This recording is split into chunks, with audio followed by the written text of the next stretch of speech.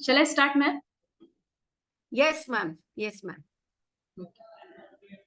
Honorable Principal, Dr. K.P. Patil, sir. Honorable Vice Principal, Dr. K.M. Gaikwad, sir. Honorable Mr. Saurabh Kumar, sir, leading educational outreach and engagement initiatives for India and SAARC countries at Casio, India. Honorable Mr. Akhilesh Kumar Dubey, sir, from Casio Educational Outreach Team. Our very own first year head and convener of FDP, Dr. Daljit Kaur ma'am, all HODs, faculty members, and all the participants. A very warm welcome to all of you. On behalf of Sinhagad Academy of Engineering, Kondwa, I, Mrs. Sarika Sawant, welcome you all to the inaugural function of 5 days online FDP on improving 21st century teaching skills using technological tools in collaboration with Casio.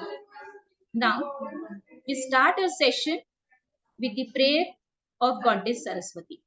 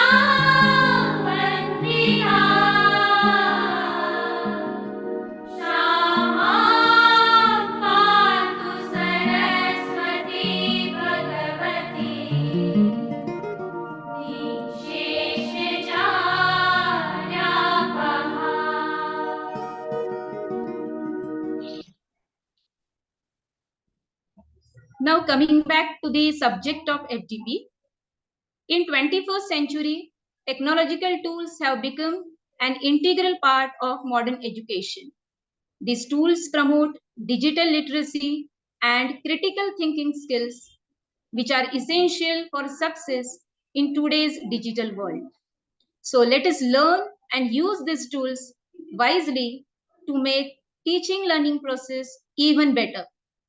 To elaborate more on this, I request convener of this FDP, Dr. Daljit Kaur ma'am, to give the highlights of the FDP.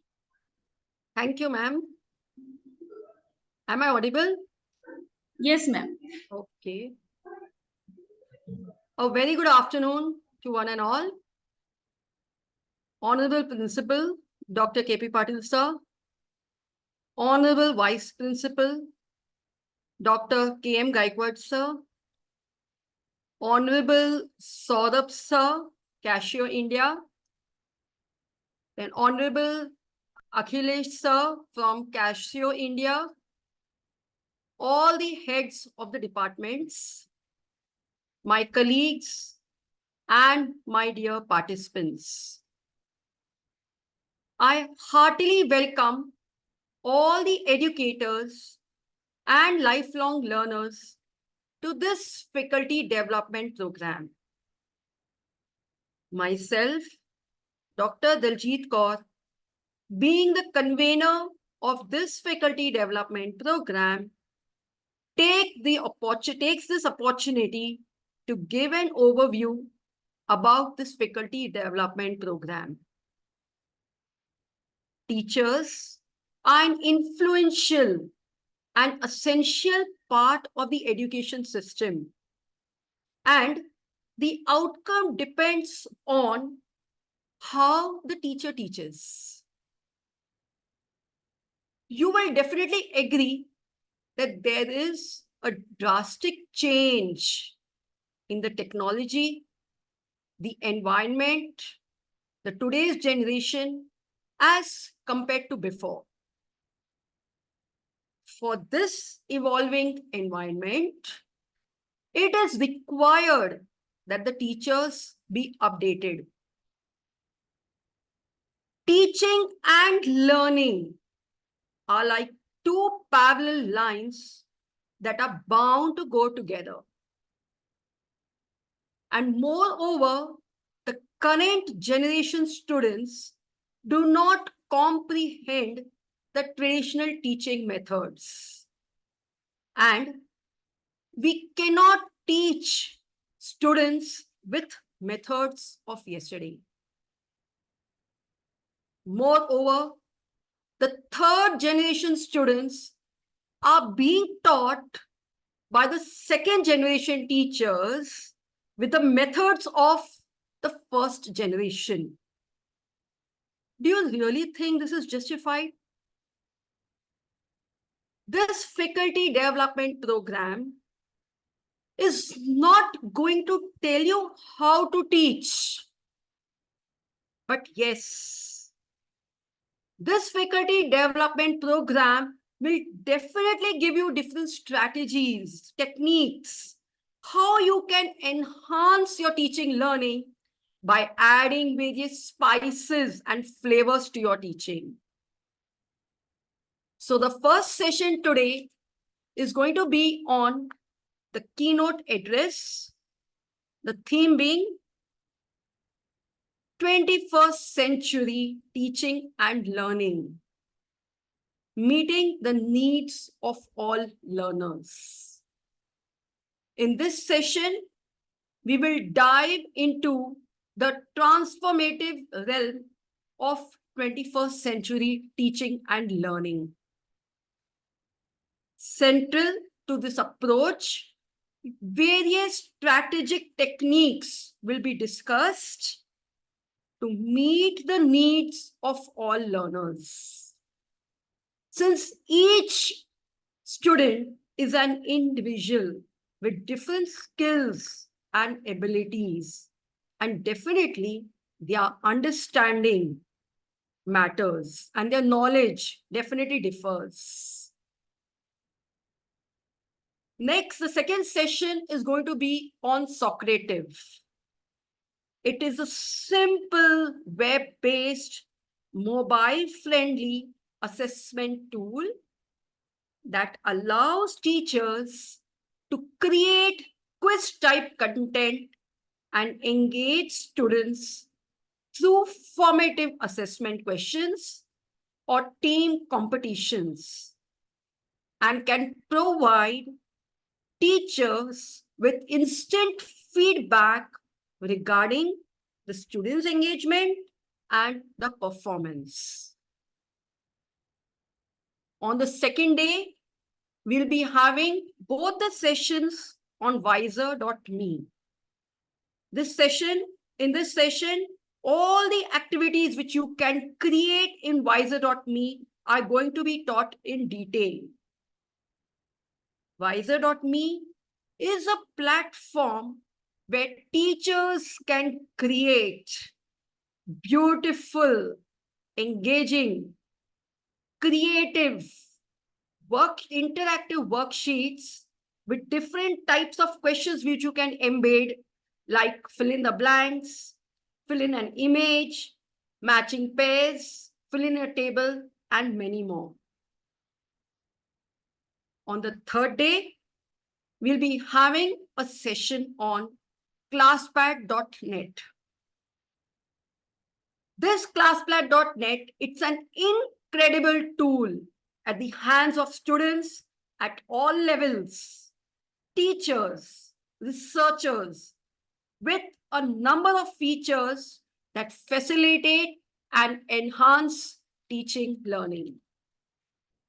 Then on the same day, the next session will be on Flippity.net. Flippity is a website that gives teachers access to a variety of tools that can be used in the classroom to enhance student engagement, such as flashcards, quiz show, crossword puzzles, word search, timeline, and many more. On the fourth day, the first session will be on You Need a Wiki. This is an online collaborative tool which can be used by students and teachers to construct knowledge together, to facilitate collaboration, enable social learning, and peer feedback. And moreover, it can be also used as a resource repository. On the same day, the second session will be on Render Forest. It's an educational video maker with customizable templates and intuitive editing tools where the teacher can craft instructional videos and engage students with video assignments.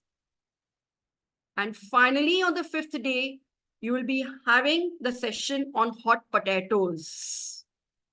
Both the sessions are going to be on hot potatoes. It's going to be taught in complete detail. And in fact, hot potatoes, it's a self-assessment tool for the students, where again, you can embed different types of questions such as quizzes, puzzles, gap-filled exercises, matching exercises, and many more. Finally, with this brief overview, I request all the participants to take the maximum benefit of this faculty development program.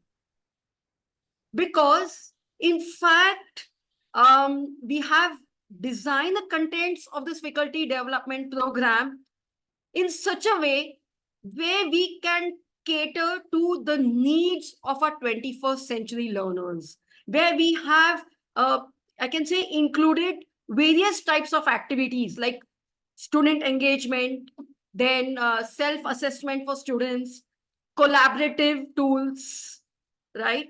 And even, assessment questions. So we have selected our topics very, with a lot of care. And I definitely wish that all the participants who have registered for this faculty development program take the maximum benefit of whatever will be taught in the sessions. Because we as a team have put in our best efforts to deliver you the best.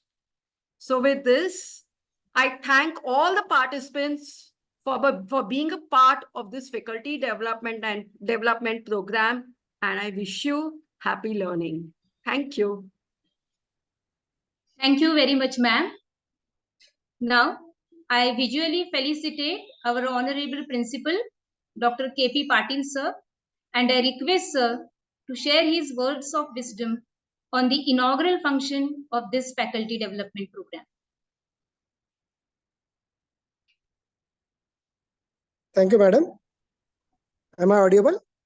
Yes, sir. Yes, sir. Good afternoon to one and all.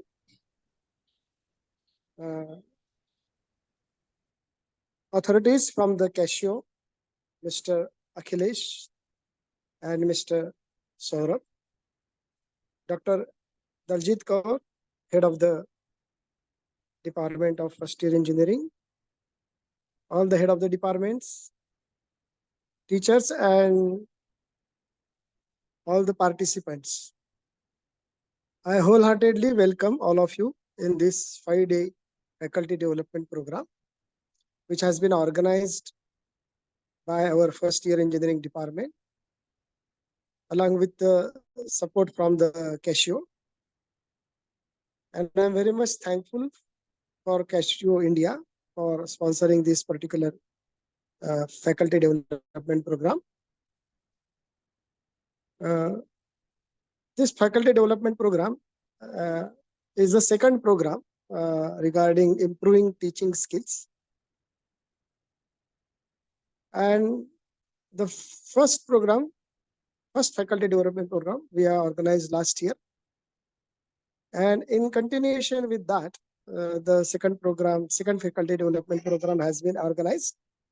And there was overwhelming response. Almost more than 200 participants are there. And this program will be definitely developed.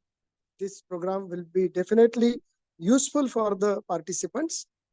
And the active interest will be developed in this participants by our resource person. There are various technological tools will be introduced to the participant through this faculty development program. And I'm sure that the participant will enjoy this particular faculty development program. And I wish all the best for all the participants. Thank you. Thank you all. Thank you, sir, for your inspiring words and always being with us. Now, I visually felicitate Mr. Saurabh Kumar, sir, and Mr. Akhilesh Kumar Dubey, sir, and I request Saurabh Kumar, sir, to share his views with us. Yeah. Am I audible? Yes, sir. Yeah. First of all, good afternoon to all of you. And I would like to welcome all the participants in this faculty development program. And after that, I congratulate the Singhat Academy of Engineering to have this kind of the activities, this kind of the faculty development programs, where we can discuss, we can share the knowledge, we can know about the latest tools that we can use to make the teacher learner process better. Especially thanks to KP Patil sir and Diljit Kaur ma'am to take this activity forward and reach out to us so that we can participate into this. So again, I welcome all the participants. And again, special thanks to Dr. KP Patil sir and Daljit Kaur ma'am. Thank you. Thank you, sir, for your enlightening words and best wishes. Now, before proceeding towards the keynote address, I would like to extend the hearty vote of thanks to Honorable Principal Dr. K.P. Patil, sir, Honorable Vice Principal Dr. K.M. Gaikwad, sir, for providing encouragement and support in organizing this FDP. I would like to thank Mr. Saurabh Kumar, sir, for gracing the function by his valuable presence. A special thanks to Mr. Akhilesh Kumar Dubey, sir, for his continuous follow-up and support in collaborating with this FDP. Thank you, sir. I extend big vote of thanks to first year head and convener of this faculty development program, Dr. Daljit Kaur ma'am, all HODs and our faculty members for their constant support and guidance. And last but not the least, I would like to thank all the participants and whole organizing team. Thank you, everyone. With this, I conclude the inaugural function of 5 days FDP. I sincerely request all the participants to attend all the sessions and take maximum benefits from this FDP. Wish you happy learning. Now, let us move towards actual technical sessions. To begin with, keynote address. I welcome Professor and first year head, Dr. Daljit Kaur ma'am, to continue her session. Thank you, ma'am. Thank you, ma'am.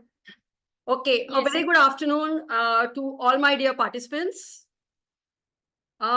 Today, we are going to talk on the topic of 21st century teaching and learning, meeting the needs of all learners. Now, I would like to share my presentation and how I have organized this session. Just a minute, I'll just share my screen.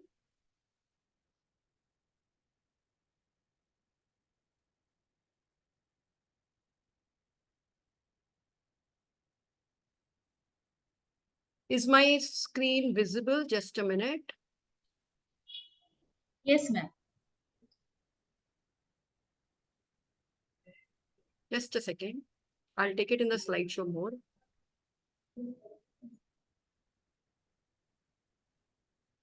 Right? Yes, yes. Okay. Today's session, in the first part, I'll be talking about what is 21st century teaching and learning, and what are the strategic techniques we need to use to move towards 21st century teaching and learning. And in my opinion, I feel it is first the outcome-based education. Because ultimately, our aim is the learner, the student, what he will be able to, what will be outcome when he completes a course, what he'll be learning when he completes a course, a program. And to do this, we will have to move to Bloom's taxonomy, which highlights the lower order thinking skills and the higher order thinking skills. Then, after Bloom's taxonomy, where we are going to deal with the 6 cognitive levels, definitely the part comes on assessment. What are the different ways we can use to assess our students? Because what I basically feel is that we generally go for summative assessments, like unit tests, some prelim examination, assignments. These are of summative nature. But if we go for outcome-based learning, outcome-based education, we follow Bloom's taxonomy, definitely apart from summative assessments, we will have to use different types of assessments, such as, say, formative assessments, then self-assessments, peer assessments, and many more. And once you are assessing these students, definitely the next part comes about the power of feedback. How you have to give constructive feedback so that the student actually learns and improves. And of course, after studying assessment, our assessment methods have to be transparent. They have to be unbiased. They have to focus on the learner. And there comes the best solution, that is rubrics. So this is what is the plan of my lecture today. Okay. So I first define what is 21st century teaching and learning. So coming to 21st century teaching, okay, let me come to my session objectives. First, I'll be defining what is 21st century teaching and learning. I'm just going to give you an overview of what is outcome-based education exactly. We see, nowadays outcome-based education has become a buzzword. Anything happens, oh, outcome-based education. But do we really understand what is outcome-based education? So we are going to understand what is outcome-based education and how we are going to align it, the teaching, with the learning outcomes. Please note, I'm just going to give you an overview. I'm not going to go into the typical POCO and POs and so on. Okay, that is the documentation part and that is in great depth. I'm just going to give you an overview of what is outcome-based education. Next, applying Bloom's taxonomy in the classroom by aligning learning objectives with teaching, learning, and assessment.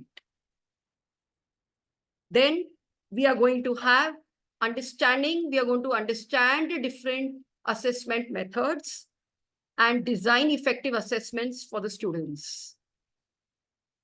And then, as I said, the power of feedback. We will analyze, we will see how I will share a sample feedback with you. And of course, I'm going to keep asking you questions too. How do we provide feedback to our students? So we will analyze and provide effective feedback to the students. And finally, we will understand the importance of a rubric and its purpose. I request all participants, my session is going to be interactive because I'm going to keep asking you some questions in between, and I would really love to have your responses. Okay. So I first start with the introduction. I begin my session with a quote. Education is not how much you have committed to memory or even how much you know. It is the ability to differentiate between what you know and what you do not know. So I start my session with this quote. I first define what is 21st century teaching and learning. Since the theme of my session itself is 21st century teaching and learning, meeting the needs of all learners. In an era marked by rapid technological advancements and evolving educational paradigms, our approach to education must adapt to meet the diverse needs of all learners.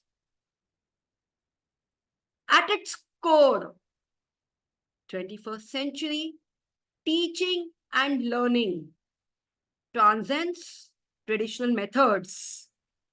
It combines innovation, collaboration, and customization to empower students in their educational journey.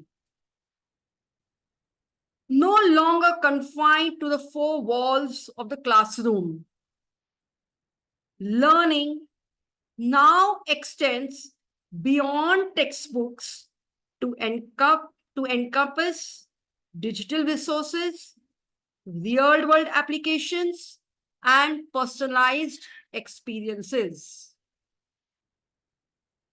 Gone are those days where one size fits all instruction. In the 21st century classroom, we have to embrace flexible instructional strategies that cater to the individual learning preferences. From differentiated instruction to project-based learning and adaptive technologies, we leverage a variety of tools and techniques to ensure that every student has the opportunity to succeed. Moreover, we recognize the power of collaboration in enhancing the learning outcomes. By fostering a collaborative learning environment, we encourage peer-to-peer support, collective problem solving, exchange of diverse perspectives. And through collaboration, students not only gain valuable academic skills, but also develop essential social and emotional competencies. So this is what I can say is about the 21st century teaching and learning. So to summarize, I can say that in conclusion, 21st century teaching and learning is not merely a pedagogical shift, but it's a mindset. It is about embracing innovation, fostering collaboration, and empowering ways so that learners are able to reach their full potential. So this is how I summarize 21st century teaching and learning. Now let us come to look here. Now, what do you observe here? What do these pictures depict? Yes, anybody? What do these pictures depict? These pictures depict a traditional classroom. Am I right? Students are seated in a row. Teacher is standing in front of the blackboard and doing the normal teaching and the students are just following the same thing without any deviations, right? And they are like passive learners. Do you agree? Yes?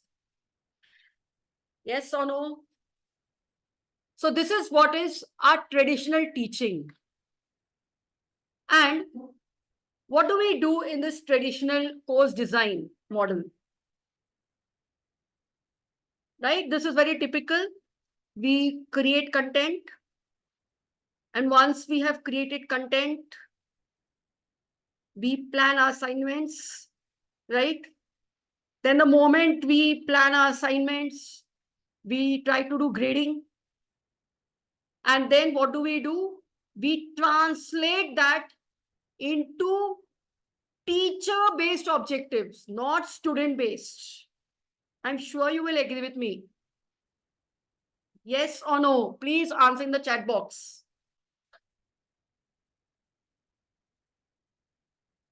Yes. Do you agree with me? So you can unmute the participants. Right? Yes. Do you agree? This is what is our traditional course design Yes, model. ma'am. Right? Now, what are the drawbacks of this traditional course design model? When we use this traditional course design model, it often leads to adopting learning activities that do not have a valid purpose. That is to say that the activities that we choose, they must not, it may happen that student has not learned much from those activities. We have conducted those activities, but there's not much learning from those activities. That is why I say it doesn't have a valid purpose. This is one of the reasons. One more reason where this traditional course design has a drawback is that we try to highlight too much of content without focusing on the big ideas. In other words, to say, we concentrate on the what is this? What is the content? But we are not focusing on the why of the learning. Okay, so this is what is a traditional course design model and some few drawbacks which I have just brought out.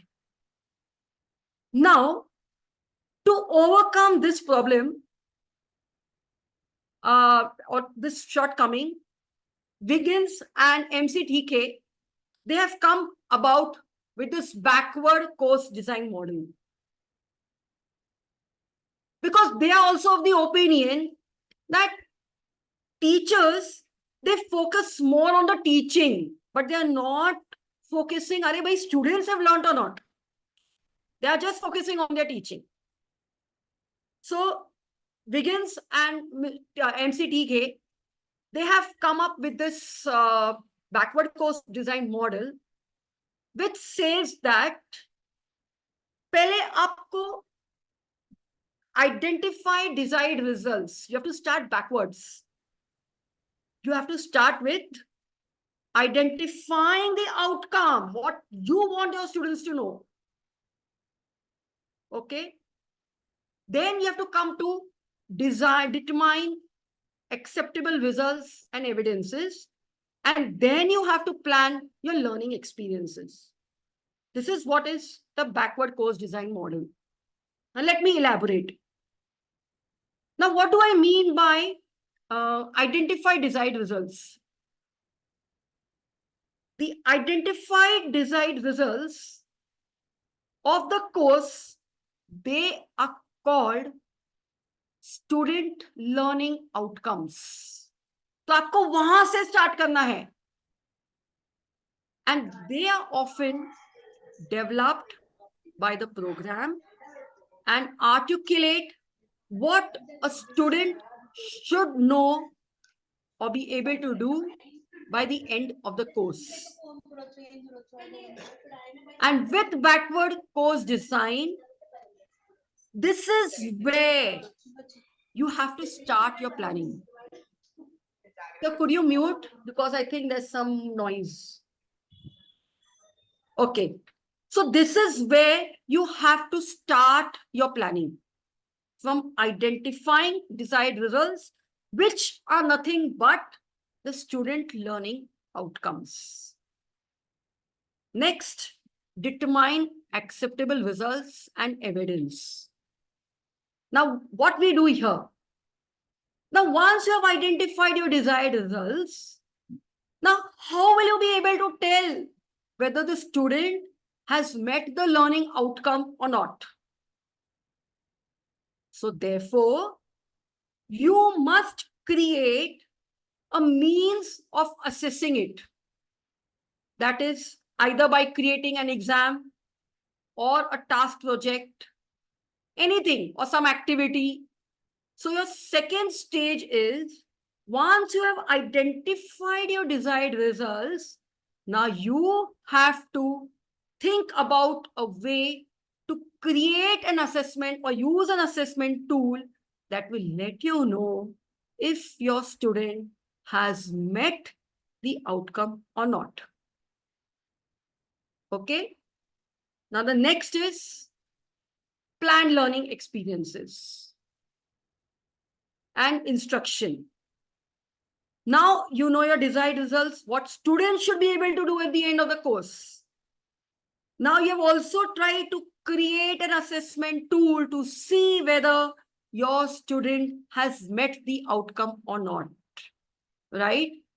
And now, what activities will you incorporate that will enhance the teaching learning process and will engage the student, and finally the skills, so that the skills will be built up in the students. So that is what is planned learning experiences. Okay. Now, the next thing is, this is what is our backward course design model. The next comes is, I have an analogy here. Building around your big rocks. Okay. Just a minute. Now, I think you all are very familiar with this analogy. See, this analogy can be used in many situations. It can be used in emotional, when you are talking about emotional intelligence. You can use this analogy even when you're talking about time management, even when you're talking about life skills. Okay. Now, what is this analogy? Now, how do I fit it into my teaching learning process? That is what I want to highlight about this analogy. See, you have sand, you have small rocks, and you have big rocks. Okay. And you have the jars.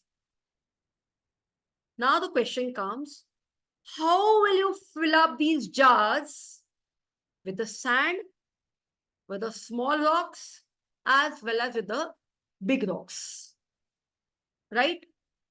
Now, if we start with the sand, see, if I put the sand first, तो पता है क्या होगा? The big rocks, when you put it after that, you'll not be able to, fit in all the big rocks. The second way is, bhai, you fit in the big rocks, the small rocks, and then the sand will automatically trickle down in between the spaces. Right? Now let us look at both these situations. तो पहला situation हम ये देखते हैं कि we are fitting in the sand first, right? And then we are going to fill in the small rocks, big rocks. And let us see हमारे teaching learning में whether this is appropriate or not. Okay? अब देखो, when I'm filling in the sand first, what does this mean in teaching learning? It means that जो बहुत granular content है हमारा, that is our sand. And we are fitting it into the jar. Okay? But when and then you're putting the small rocks and the big rocks. But then you know what is happening? If you're filling in the sand first, yes, filling in the sand is necessary. Because we have to let our students know what are the basics, what is the foundational knowledge for, that subject, for that topic. So it is necessary कि हम लोगों को sand डालना है. But my question to you is, अगर आप इतना सारा sand डाल दोगे उसके अंदर jar में, will you have place to fit in the big rocks? Definitely not. We have to put the sand, but in a balanced way. See, there are some subjects where you require foundational knowledge, and you know what? Your content is built in a hierarchical manner. Like पहले आप अगर basic पढ़ाओगे तो ही आप आगे बढ़ पाओगे, right? So you have to build a foundational knowledge. But my question to you is that, do you have to fill so much of sand that your students don't have to do a PhD in it? You have to keep a balance. You have to put the sand in that much proportion which is sufficient for the students, which is sufficient for your topic, where they'll be able to gain the knowledge, the foundational knowledge, even the advanced knowledge if required. Okay? And then you're putting in the small rocks and the big rocks. But there is a problem with this method.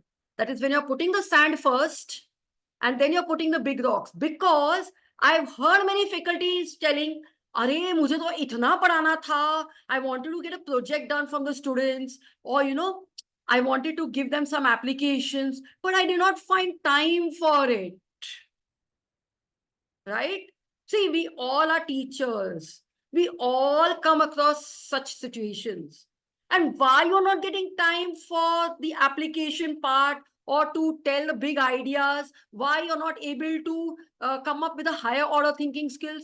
Because you have used so much of sand into your jar that you're not able to put in your big rocks. So this is the drawback in teaching learning. You have to build a foundational knowledge, but in a proper proportion and in a balanced way. Okay? Now let us come the other way around. If I fit in the big rocks, the small rocks, and you will see that automatically the sand will trickle in the, jar. Many a times, कुछ subjects ऐसे भी होते हैं. It is not necessary कि आपको linear fashion में जाना है. Like first this, then the next topic, then the next topic. Sometimes when we are teaching, we come across a situation कि अरे, if अगर मैं पहला practical ले लेती थी उसका, I would have taken a practical that would have been better. Students would have understood better. Yeah, if I start with, something big and then bring down the students to the basics. Sometimes it happens for some subjects. I will not say for all subjects. Since I'm a mathematics teacher, I know I have to build first the foundational knowledge, but in a proper proportion Not that I have to only keep filling sand so that I'm not able to tell the applications of mathematics to the students. So I have to have it in a balanced way. But there are some subjects where you need to start from, say, a project, a student-led project, and you are acting like a facilitator for the students, okay, guiding them. So you will see that here I am putting my big rocks first, right? I'm making the students independent. I'm going towards the 21st century teaching learning. I am guiding the students. So automatically the students, they are being self-independent. That is what is a sand here. Okay.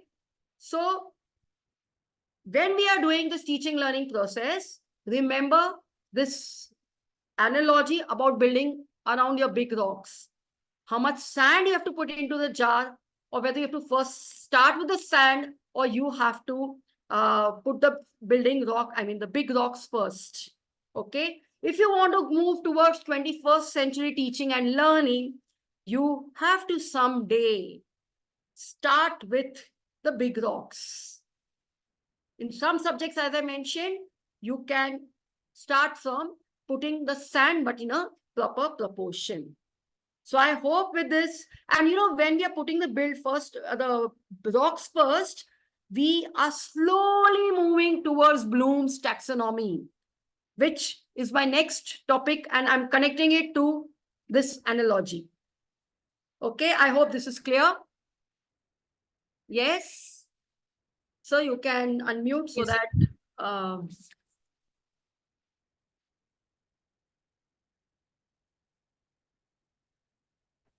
Yes, ma'am. is it clear? Yes, ma'am. Okay. Yes, ma'am. Now we come to Ma'am, excuse me. Hanji Bolo. Ma'am, can you please talk only in English? We are from different states. Okay, so only English? Yes, ma'am. Okay, fine, ma'am. Fine. Okay. Okay, so with this analogy, you see that finally our aim is where we want every student has achieved the outcome. So here comes the power of outcome-based learning. I think you all will agree with me. If you just engage in a conversation with a recently passed graduate, and you know what? He will likely confess his unreadiness in the job market, in spite of having excellent academic skills. And even if you will see the corporate, they are not much satisfied with the performance of the passing out graduates, because our students, they lack interpersonal skills, they are lacking communication skills, team building skills, right? Critical thinking skills, problem solving skills, right? So the advent of outcome-based education is poised to reshape the educational landscape. And what is outcome-based education? It is an educational approach that focuses on defining the learning outcomes or the competencies that learners are expected to achieve by the end of the course or the program. It focuses on developing the skills and the knowledge of students. The goal here, is not just to get good marks, but to provide the students with various options to make their teaching relevant and useful. You just imagine, a classroom where the end result isn't just to pass an exam, but to emerge with tangible skills that make them a capable and confident individual. This is what is the heart of outcome-based education.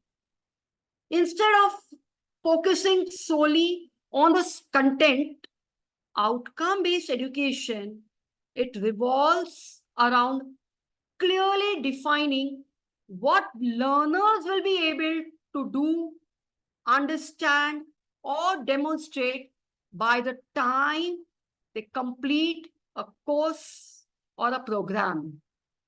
So it is all about the how rather than the what of learning. So you will see that outcome-based education, it's like it's a compass guiding learners towards skills that truly matter in the real world. It ensures that every lesson, every assignment, and every project contributes directly to the practical skills available in the job market.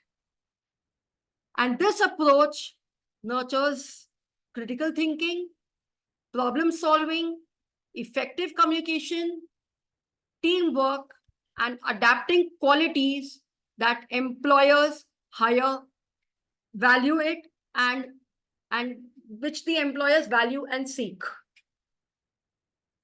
So next comes what is the difference between the traditional education system and the outcome-based education system.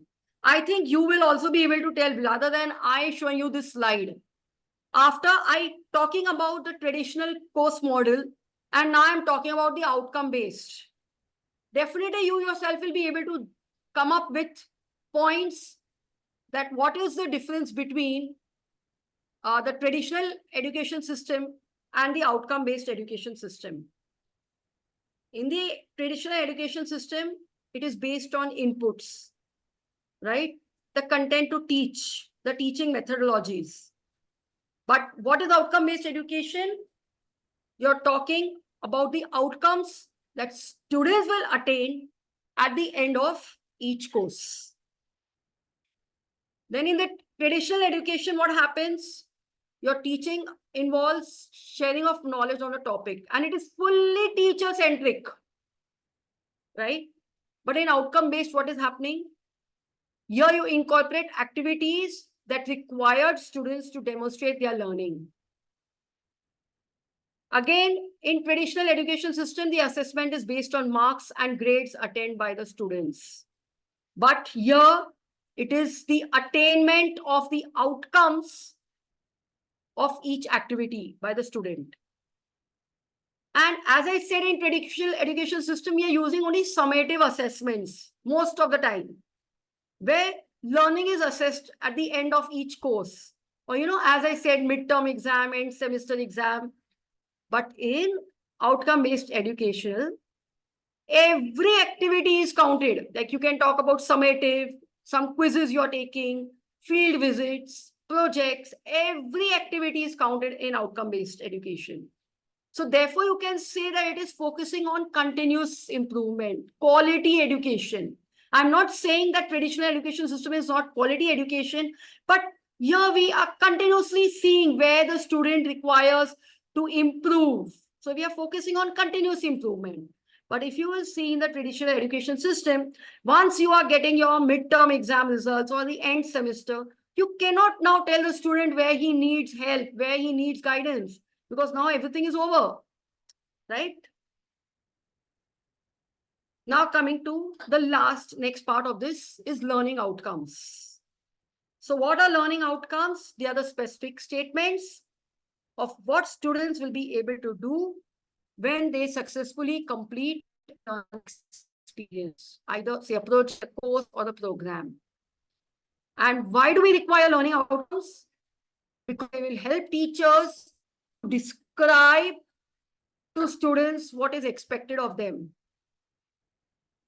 Then teachers are able to plan appropriate teaching strategies, contents, materials, and assessment. Then another thing is teachers to learn from and make changes to curriculum to improve student learning. And students track their progress and know where they stand. And finally, students know in advance how they will be assessed. So what do you see are the benefits of outcome-based education? As I said, it is more student-centric, right? Then more directed and coherent curriculum, better assessment, better tracking the learning in students, and graduates will be more relevant to industry and other stakeholders. Okay, there are many more benefits, but I have just picked up a few, right? Next. Now I'll just share one link in the chat box. Okay, so I would like all my teachers, all my participants, all the educators in this faculty development program to kindly click the link, and I will let you know what you have to do. Man, Padlet.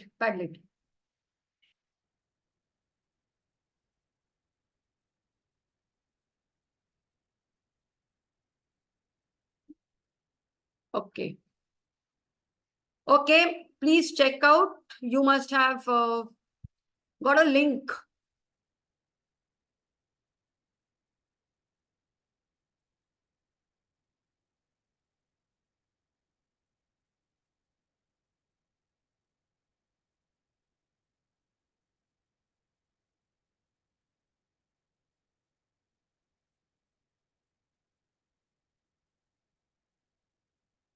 Madam, कहाँ है link?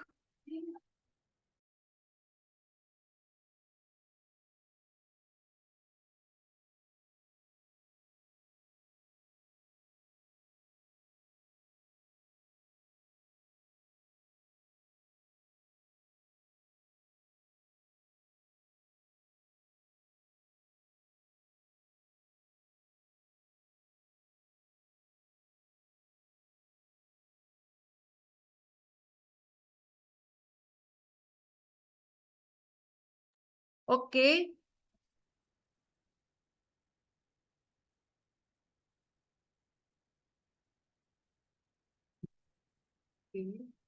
Okay, please click the link.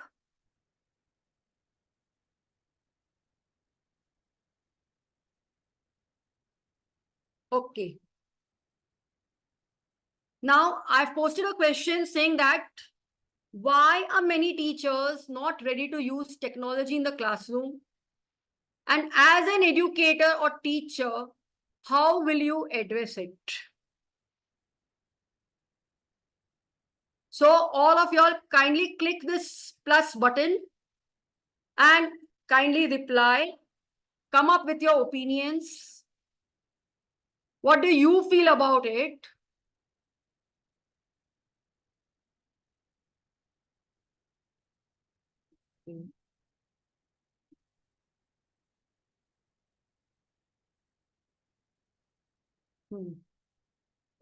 Okay. Yes.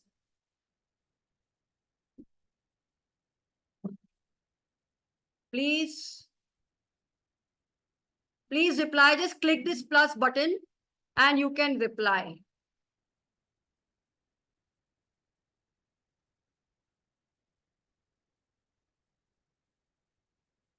Come on, dear participants.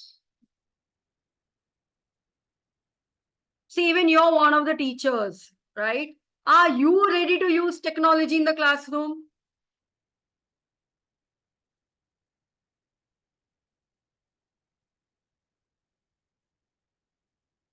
See, everyone is saying not aware. But I'm asking a question, even if you're aware, is your readiness to use technology in the classroom?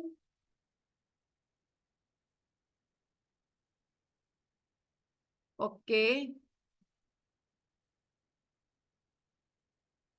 Don't you feel we are not ready to change ourselves?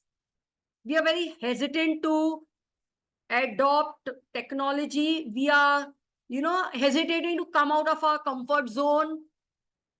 I will say awareness तो बहुत है, according to me. ऐसे नहीं है कि teachers are not aware, but I think we don't want to come out of a comfort zone.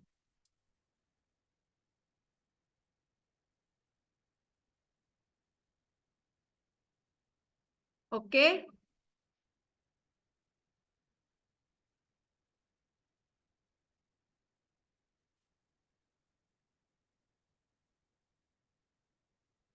Okay. Since I have still much more content to, I'm just, see, what I have done is I've done with outcome-based education. Now I'm going to move to Bloom's taxonomy. So that is why you see, what I'm trying to bring out is how you can try to make your teaching interactive. Like first you are giving the information to your students, or you are explaining the importance of whatever your topic is. And then this is a collaborative activity. Now, how you can use this collaborative activity in your teaching learning to make it effective? Like if suppose you want, it's a thought-provoking question. Like if you will see, this is a thought-provoking question, that why are teachers not ready to use technology? So you want to have an opinion from your students for any topic that you're teaching. You can use this interactive tool. It's a collaborative tool and one can use it anytime, anywhere. Okay. So I am done with outcome-based education. Do you have any questions on whatever I have been last, say, 50, half an hour I have been talking about? Any questions? Say first, let me tell you, I prefer first, let me explain to what my thoughts are, what my presentation is about, and then I will give you time to discuss. Because in case when I am also talking and there's a lot of discussions, so then I think we will divert from the topic. Okay. So now I've finished one part about outcome-based learning, education. So if you have any questions, you can please ask me.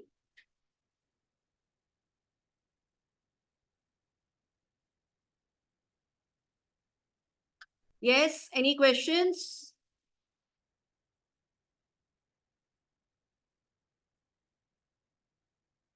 Any questions?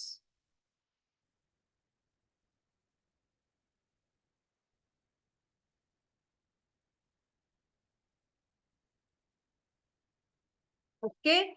Now let me go. If there are no questions, I'll move further to my next subtopic. So, okay.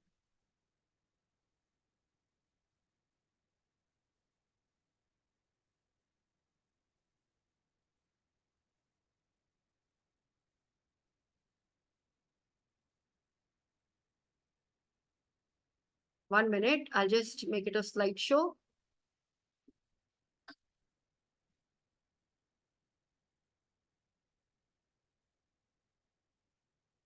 Okay. Now we come to the next topic. That is Bloom's taxonomy. Okay. Now, we all are very familiar with Bloom's taxonomy. We all have heard about Bloom's taxonomy. It was invented by Benjamin Bloom, a renowned psychologist, American psychologist, who developed a framework used by the educators that target not only the subject matter, but also the depth of learning. They want the students to achieve and to create assessments that accurately or report on the students' assessment, students' progress towards these outcomes. There are three domains of Bloom's taxonomy. One is your cognitive domain, which is called the knowledge domain. Then you have the psychomotor domain, which deals with actions. Then you have the affective domain, which deals with feelings, emotions, right? Today we are going to focus on the cognitive domain. And you all are familiar with this diagram, right? In 1956, we had this old version where we had these noun forms. There are 6 different cognitive levels. The first base is the knowledge, comprehension, the application, analysis, synthesis, and evaluation.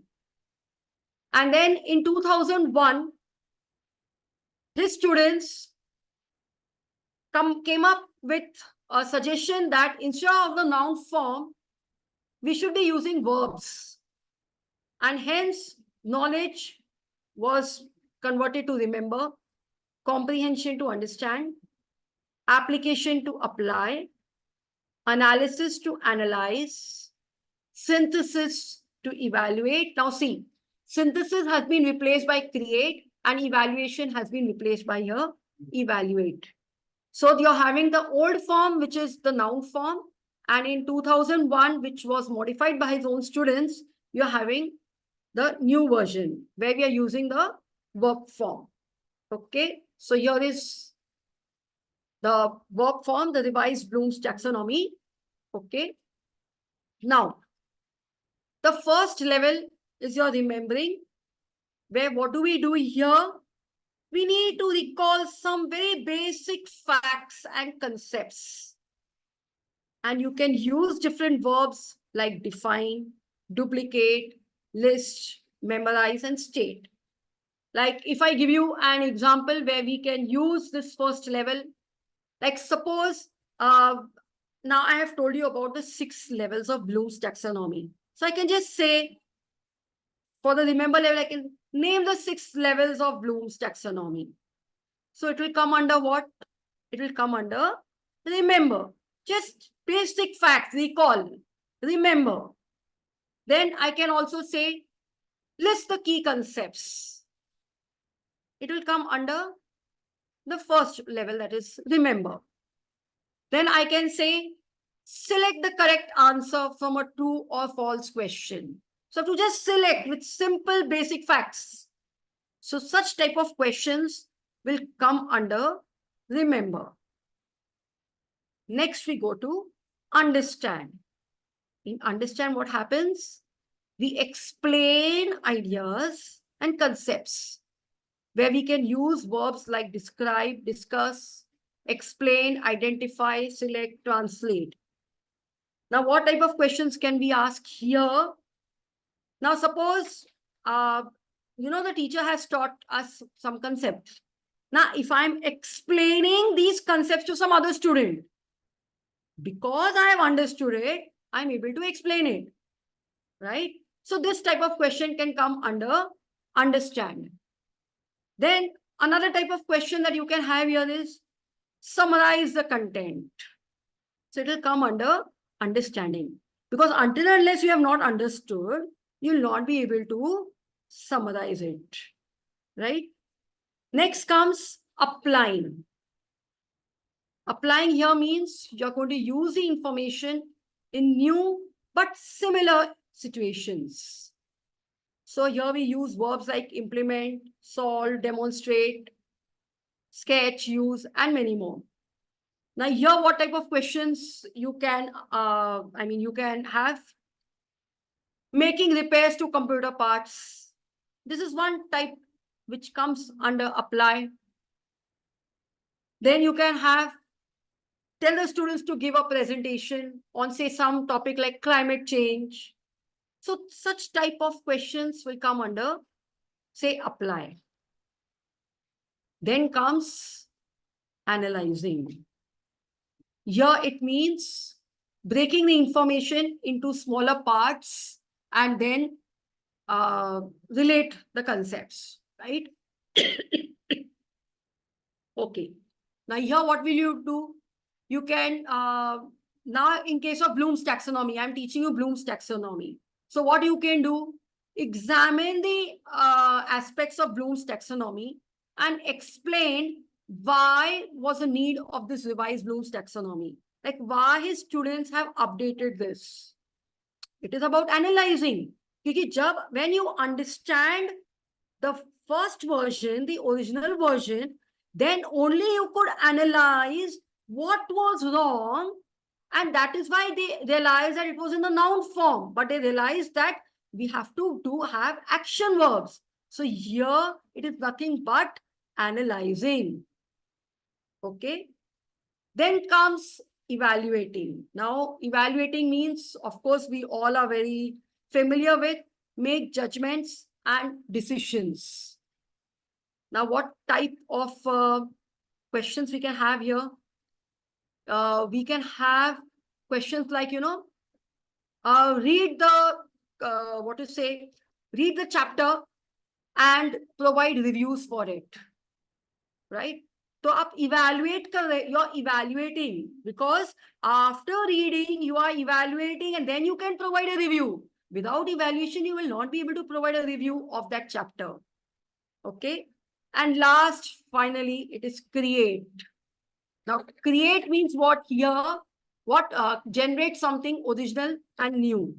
So here we can have, we can say, now when you have to generate something new, we can have questions like student writing a book on a subject, or after you explaining the concept, student writing everything or in a very different form, but which is similar to whatever has been taught. So all this will come under, say, create. Okay. Now the next part is, just a minute. This is an analogy which I've just used to explain Bloom's taxonomy. Now, what is this analogy about? Just a minute. Just a minute. Now,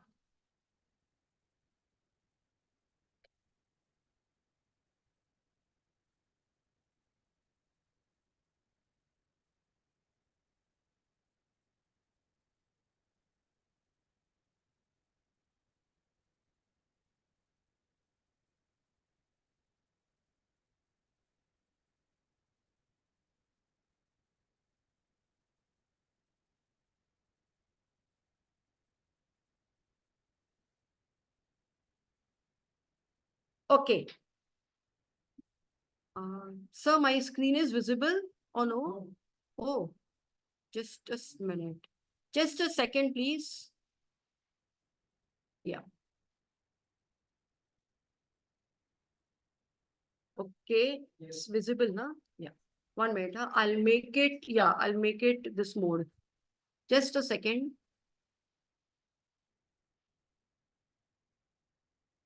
Yeah. Okay. Now, coming to a simple analogy and how we are, our students are also in the same situation. The first is about remember. See, when we are new in any company, or or in some institute, or when we are working on a new project, see, we are totally blank. We don't know anything. We feel lost. We feel useless, right? And what do we do in this stage? See, we try to acquire information about the tasks we have to carry out, right? Like what we try to do is, what we have to do, we try to gain information. We ask people what we have to do, how we have to do it, why do we have to do it, and when do we have to do it, right? In a similar manner, when our students come to class, they are totally lost and they do not know what they have to do. So at this stage, which is remember, what will they try to do? The same thing as we do as a new employee. They will try to gain information on what we have to do, then what we have to do, when we have to do, why we have to do it, and when we have to do it. So this is where the students will be at the remember level. Next comes understand. See, once we remember all the information necessary, then we start understanding, right? Now we start having some knowledge. Okay, what is expected now of us? So what will you do at this stage as a new employee? We have to be sure, we try to ensure that we are understanding everything. And then you know what? If we have any doubts, we try to, clarify those doubts from our colleagues. And then, what else we do? We try to, study more topics, which are related to our daily tasks. So in a similar manner, our students also, once they remember the content that we have taught, slowly they try to understand it. They try to clarify their doubts, okay? And then they try to explore more, okay, whichever content they require in their subjects or in their daily teaching learning. Next, we come to apply. Now, once you have gathered the information, you have understood the information, now what you do is you apply all that knowledge acquired, and now you start feeling useful. You start, firstly, you were thinking yourself to be useless, lost totally. Now you start getting, and you start feeling useful. So in a similar manner, and what do you do basically in this stage? We do the tasks that we are supposed to do in the way that we have been told to do, right? Nothing more, nothing less. Jitna kaha hai, we just do it, whatever we are supposed to do it. So in the same way, our students also, once they have gathered the information, they've understood it, now they slowly try to apply that knowledge, whatever they have gained. And they're doing it in the way as guided by the teacher. Okay. Next comes analyze. Now, as soon as our understanding improves, you know what happens is we start seeing things which others don't see now. We start seeing from a different perspective. We analyze what we are doing. Now we try to understand also what we are doing. So what do you do at this stage?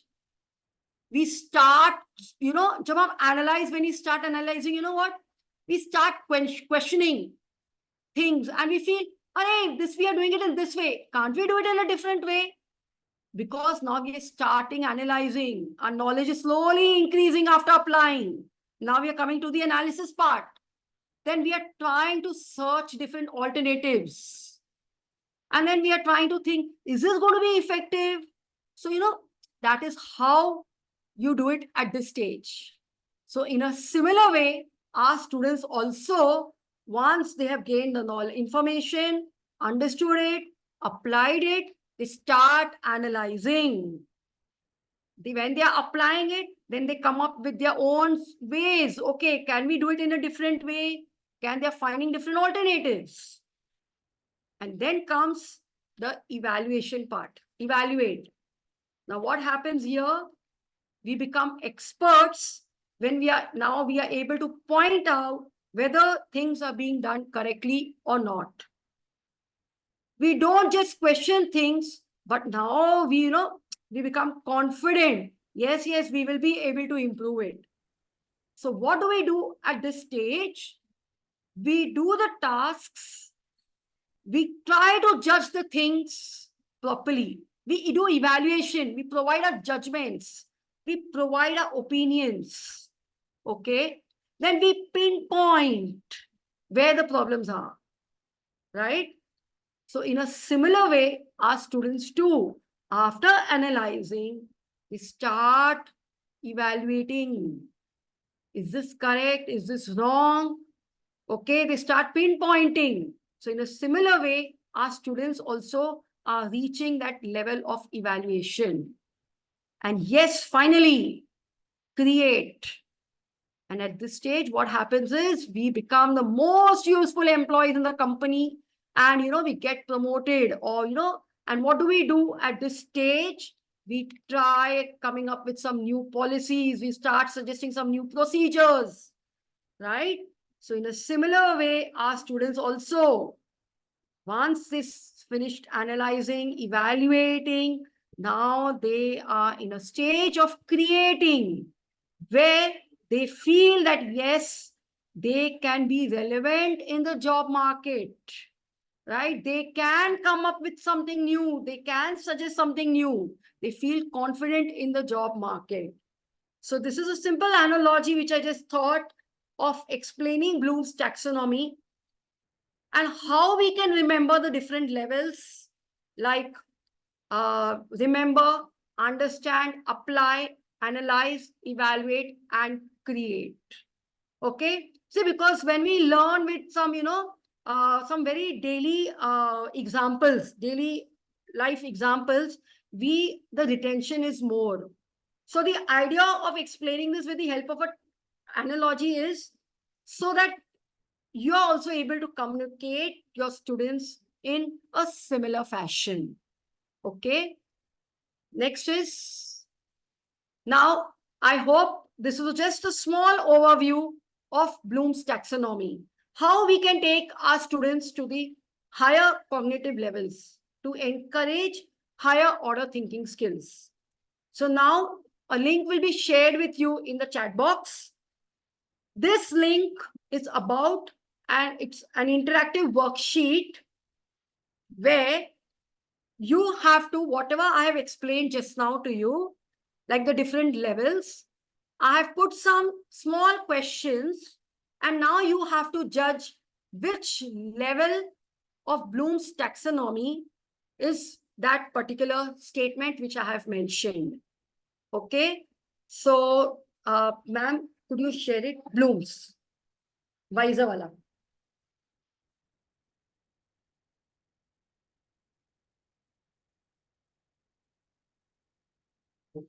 Okay. The link has been shared in the chat box.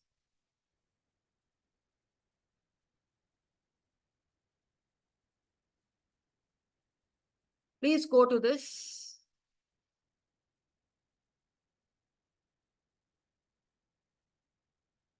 Yes. Now what you have to do is, you have to sign in either with Google. You can sign in with Google and just sign it as a student. You will be able to see the worksheet.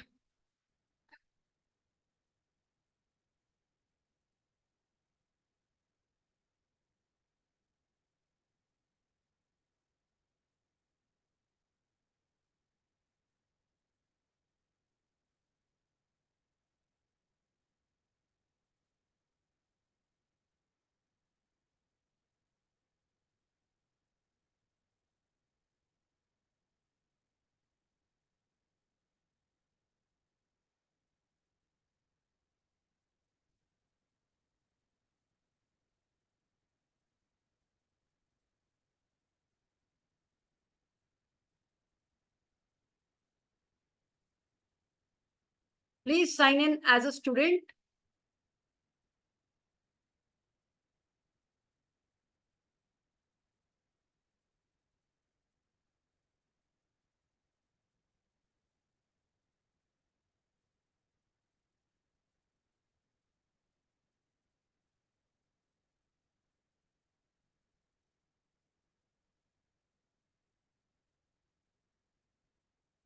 Okay. I hope the activity is visible on the screen. Okay. I have to stop that share. 1 minute.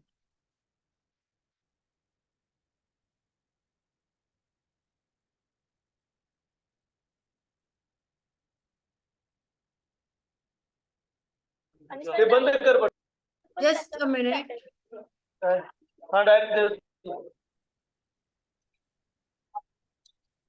Yes. See, this is a mind probe activity where you can see. Now look, listen to the instructions. In this activity, the number of assessment questions are used. Total 14 questions are there. You have to select correct level of learning from the or respective question. Okay, so see here, I have created an interactive worksheet, and this worksheet has been created in Wiser.me, and you're going to learn about this session tomorrow in great detail. So here you see the instructions have been given. as an audio. Okay. Now look here. Who was the main character of the story? Now this question comes under which level of Bloom's taxonomy? Okay. See, I don't expect you to answer it now because I'll spend the time here. I have to still discuss some more concepts. So this is a worksheet. It's an interactive worksheet which you can attempt and you have to submit. Okay. And in a similar way, see what I'm trying to bring out from this brainstorming activity which has been created in Wiser.me. I'm trying to bring out, see, I have taught you one topic. I want to know whether my students have learned it or not. I want to ensure please. I want to ensure whether my students have learned the topic or not. Okay. So I'm using this evaluation technique. So what I am trying to bring out in this session is that even when you want to know whether your students have learned it or not, you can use different types of technological tools in your session. Now my aim is, so please mute everybody. Okay.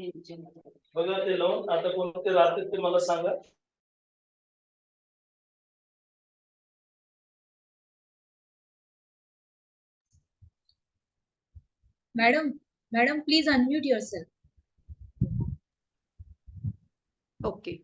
Am I audible now? Yes. Okay. आपने I think मुझे भी unmute कर दिया था. Okay, ठीक है. Okay, see, this is a mind-probing activity which I have given you. This activity has been created in Wiser.me. Now, I've explained to you what is Bloom's taxonomy. Now, I want to check whether my participants or my students have understood this topic, what I have taught. Okay. So, I have created this interactive worksheet. Now, I don't expect you to answer it here. So, you have to just submit it. So, in a similar way, you can tell your students also to submit it. Like the first technological tool in my session I've used about Padlet, which was a collaborative tool where you can ask your students to share their opinions or, discuss about a topic. Now, when I have taught you Bloom's taxonomy, I have used a different technological tool that is an interactive worksheet. Okay. Now I go to my next topic, that is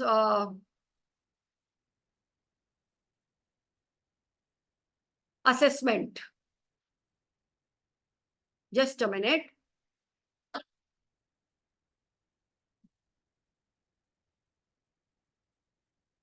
Okay, so is Bloom's taxonomy clear?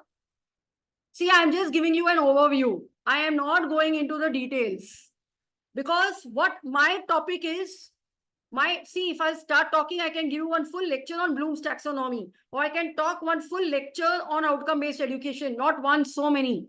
But today, my theme is 21st century teaching learning, meeting the needs of all learners. So we have to move slowly towards that. We need to use these strategic techniques to see to that we are able to cater to the needs of all our learners. Okay. Can I move ahead? Yes. Yes or no? Yes, ma'am. Okay, thank you so much. Now coming to alternative assessment strategies in the 21st century. Now, assessment. Yes, it is the engine which drives student learning. And you will see this is what is our education system. For a fair selection, everybody has to take the same exam. And it says, please climb that tree. That is what is our traditional education system. So you have an elephant in this picture and still you're going to tell him to climb the tree. So in a similar manner, even our students, they all are having different skill sets. Everyone is unique in their own way. Their understanding differs, their knowledge differs. But we are telling everybody, take the same exam. Right? So, there's a need for us to move towards alternative or different or various types of assessments. I start with a quote. Everybody is a genius, but if you judge a fish by its ability to climb a tree, it will live its whole life believing that it is stupid. Okay. Now let me come to an analogy for assessment. If we think of students as plants, formative assessment, it's the equivalent of feeding and watering the plants appropriate to their needs, directly affecting their growth. And summative assessment of plants, it's a process of simply measuring them. It might be interesting to compare and analyze measurement, but in themselves, these do not affect the growth of the plants. So this is an assessment. I mean, this is an analogy which is telling you what is formative assessment and what is summative assessment. From his analogy, I'll give you one more very simple analogy. Imagine we are making soup in the kitchen. Okay? When we are making soup, we keep tasting in between. It is nothing but formative assessment. But once you prepare the soup and bring it in front of the guests, it is summative. Do you agree? See, when we are tasting the soup, we come to know, salt is less, what chilies are more, so we keep improving our soup. That is formative. And that's exactly what we need to groom our students in that way, using formative assessments also. In between, continuous improvement, we want to diagnose it first. After diagnosis, we want to make out, oh, the student is going wrong there. So we are providing them small checks in between, right? So that is formative assessment. And yes, once the soup is in front of the guest, you cannot do anything. In the same manner, once our students are giving the summative examination, it's a verdict for them. It's a statement. Yes, you have passed or you have failed. So this is one analogy again to explain you what is formative assessment and what is summative assessment. So if you want to change student learning, then change the methods of assessment. See, it reminds me of one more analogy, in our daily life. I'll just give you, we all have, annual functions in our institutes, say annual gathering or, annual functions in our institutes. You know what? And for our annual function, we call the chief guest, right? Some very high profile person. So imagine you are having an annual function in your institute and you have invited a chief guest for the function. So now, you want your final day function. So, what the principal does? The principal for that annual function, the principal assigns, different duties, allocates different duties to different teachers. Say, for example, the principal may, assign one teacher the responsibility of preparing the welcome function, for preparing the students for the welcome function. Then maybe one teacher is assigned the duty of, cultural events. Then one teacher may be assigned the duty of, you can say, decoration of the hall, right? So now every teacher is, doing their roles, whatever duties have been assigned to them. In between, the principal comes and assesses what all duties have been assigned to the teachers and about the different types of arrangements. He comes and assesses in between, right? So, and he gives suggestions and the teachers act according to those suggestions. So I will say this is nothing but formative assessment. In a similar manner, when we are teaching our students, okay, in between when we are giving them small short type questions, quizzes, puzzles, different types of activities that we are performing in classroom to assess them, that is going to be nothing but formative assessment. And now, once the main annual day function comes, the chief guest arrives, and then the chief guest praises the school, the institute, the principal, the efforts taken by all the teachers. So now what is happening? He's appreciating you and he's giving you like a grade, or he's giving you appreciation for it. This is nothing but summative assessment. So in the same way, when we are assessing our students through the end course examination or the end semester examination, that is nothing but summative assessment. So when we are going to move towards 21st century teaching learning, we will have to use formative assessments as well as summative assessments.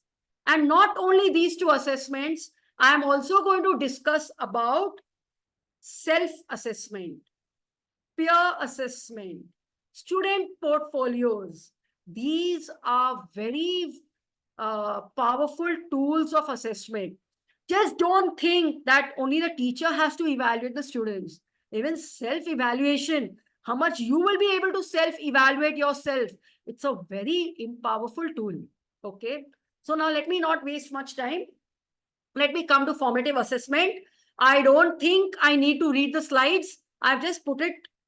If you will observe already with my analogies, you must have come to know now what is formative assessment and what is summative assessment. It improves learning and provides ongoing feedback. It's frequently administered during the teaching learning process. It aims to monitor student learning, and its main purpose is to diagnose the strengths and weaknesses of students. I'm falling short of time, but I think with my analogy, it is very clear what is formative assessment and what is summative assessment. Okay. What does this do? It is to assess a proficiency or the end result. It aims to evaluate student learning. It's administered at the end of the course, and its main purpose is to promote students on behalf of their achievement. Okay. Now, you have differences between formative and summative assessment. You can just go through the slide. I need not read it. I'll just give you 1 minute. You can go through the slide. Madam, you have to share the link. वो assessment वाली, generally वाली, right? I hope you have gone through it. I'm not focusing much on it because I've come to explain. I've explained you the topic using an analogy itself. And I'm sure those analogies have helped you to understand what is formative and what is summative assessment. Right? Now I go to the next. Okay. I'll just, now you have a link. Okay, in the chat box. I want to test your understanding about,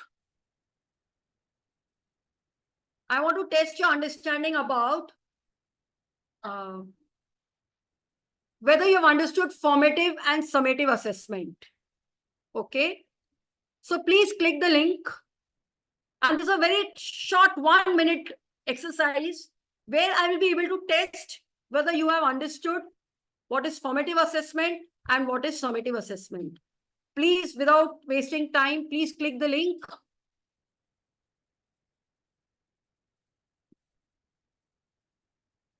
Yes. Look here. I forgot to just inform you. Summative assessment is called as assessment of learning, and formative assessment is called assessment for learning. Is my screen visible? No? Okay. Just a minute. I'll just share my screen. Just a minute. Please note, formative assessment is called assessment for learning and summative assessment is called, okay. Look, when you click the link, this is what you have.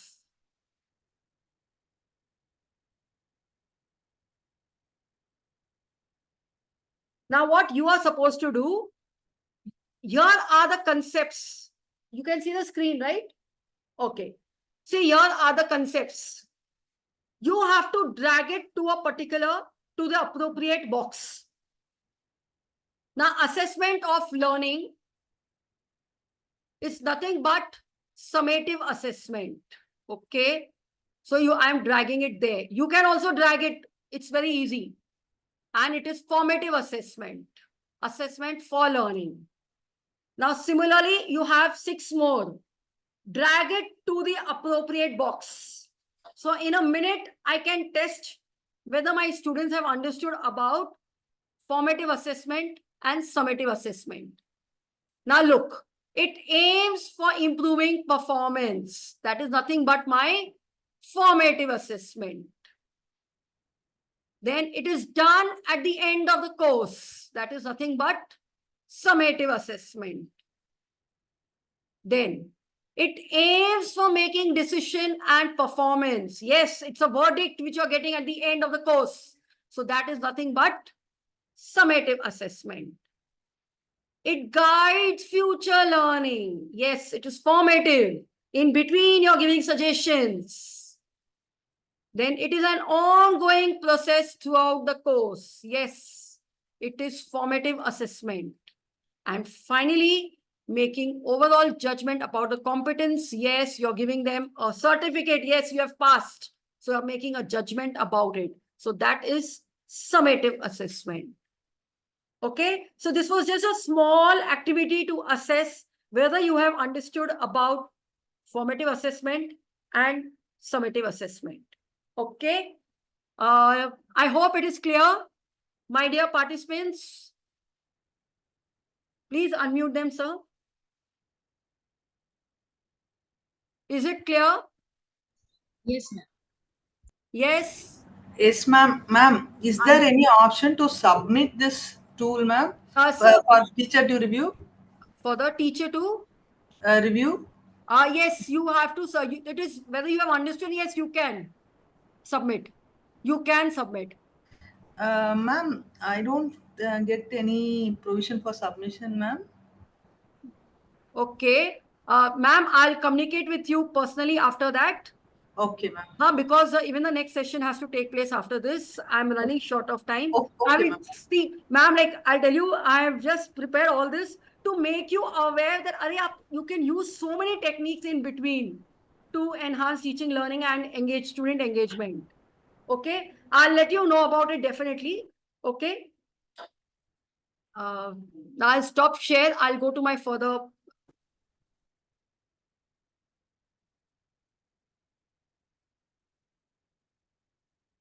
I think I'll fall short of time. Okay. Now coming to the next thing is the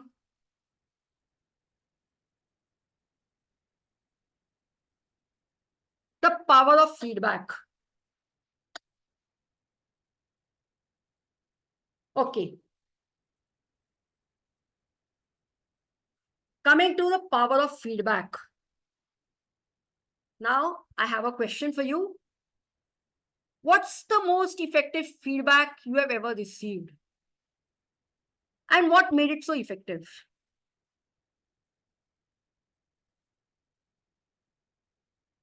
Yes, anybody?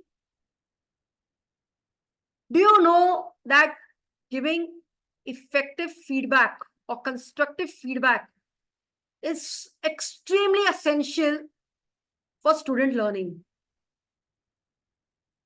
Yes. Yes. Okay. Let me move further. Definitely, I think this question will, make you think, yes, what has been the most effective feedback that you have received and what made it so effective? Definitely, you will think over this question. Now, my question to you is, see, when we are, we all give assignments to students, and we also correct exam papers, unit test, you can say, internal exams, or whatever. This is a very common practice for our teachers. Now, when we are assessing our students' assignments or, answer papers, this is a common thing which I have observed among the teachers. We always tell the student that this is right, this is wrong. We do something like this. Look at this. It's a collage work of all different types of feedbacks that I have put here. You won't be able to read it.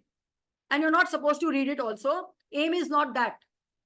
What I want to highlight with this image here, with the collage work here, we tend to, when we are assessing the assignments or the papers, we just keep marking like this, something round, and we keep writing small, small things like this. We say this is right, this is wrong, not this way, not that way.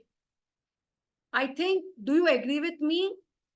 Some teachers may be giving constructive feedback. I don't say all, but I think this is one of the common ways which are used by the teachers, right? Yes or no? So you can unmute. Yes. Do you agree with me? Yes, ma'am. Something like that, we keep scribbling, writing. But do you know something? If you're doing something like this, I will definitely say it is not correct. The reason is, yes, it is just on time. Like it's just an instant feedback that you're giving, but it will not help the student to improve. See, when you're saying good, but good about what? What is done good? What is good about it? Whether his handwriting is good, he's written well. You're not telling him, you're not giving those type of inputs when you're giving the feedback. Okay. So what you have to do is you have to give constructive feedback. I'm giving you a sample of an effective feedback. Look at this. Remember, good feedback is the key to improvement. And I'll just show you one sample of effective feedback. Look at this, and let me know whether you really give this type of feedback to your students. I like this. Sir, please unmute them.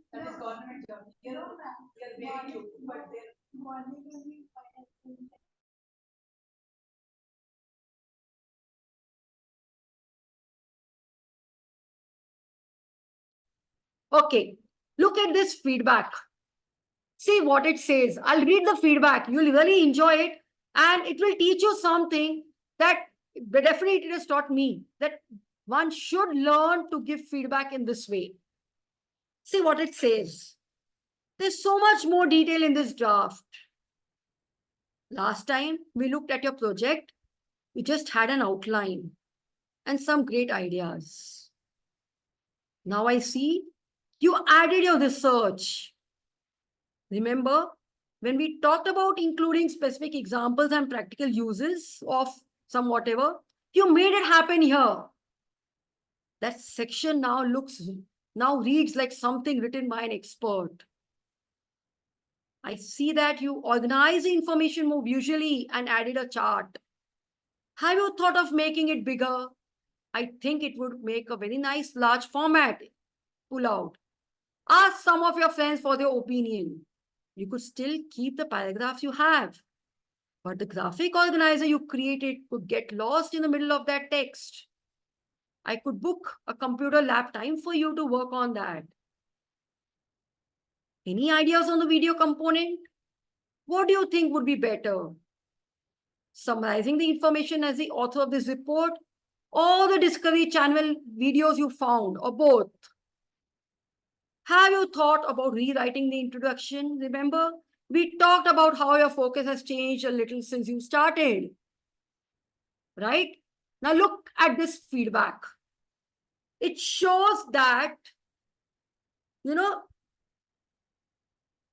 teacher is being a facilitator here. He or she is providing constructive feedback. That what suggestions, what were the errors that the student had done before, and how he has improved on it.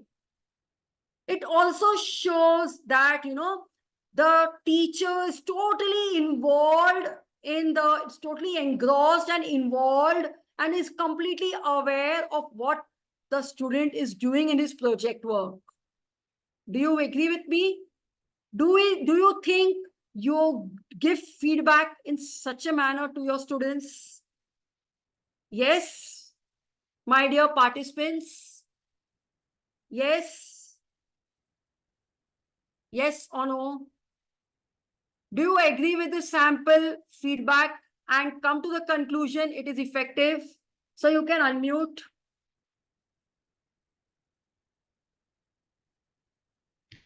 Yes, madam. Yes. Absolutely. Absolutely. Okay. Yes. So you see how positive feedback, imagine, and this type of feedback when you're giving, it will provide motivation. It will provide encouragement for the student.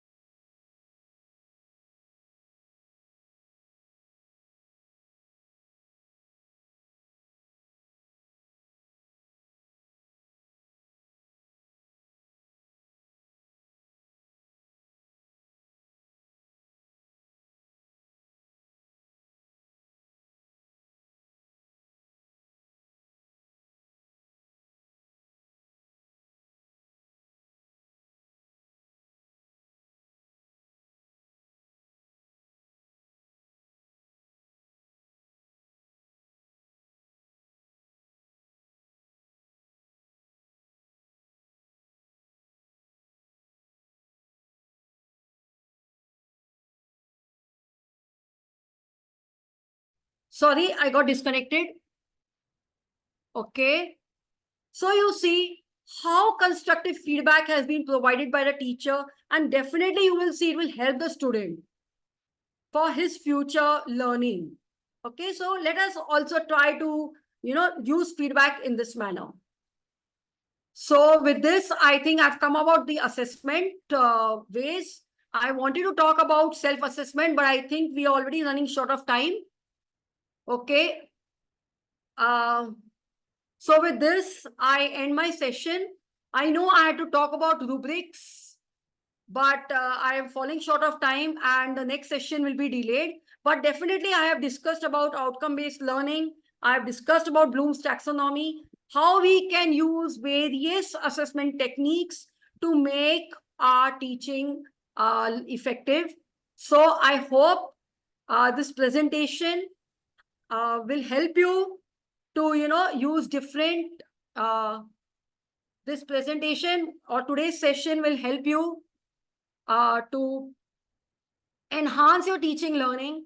As I said, I'm not here to teach you how to teach. I know you may be more experts than me also, but I've just tried my level best to come up with some techniques and how we can put it effectively to our students to make teaching learning effective.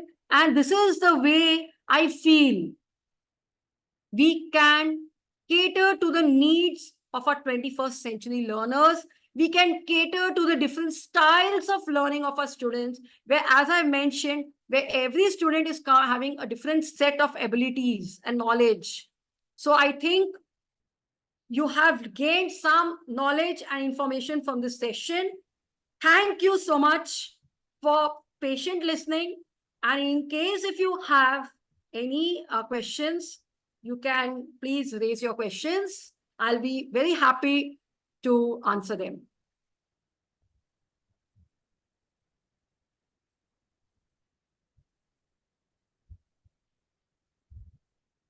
Yes.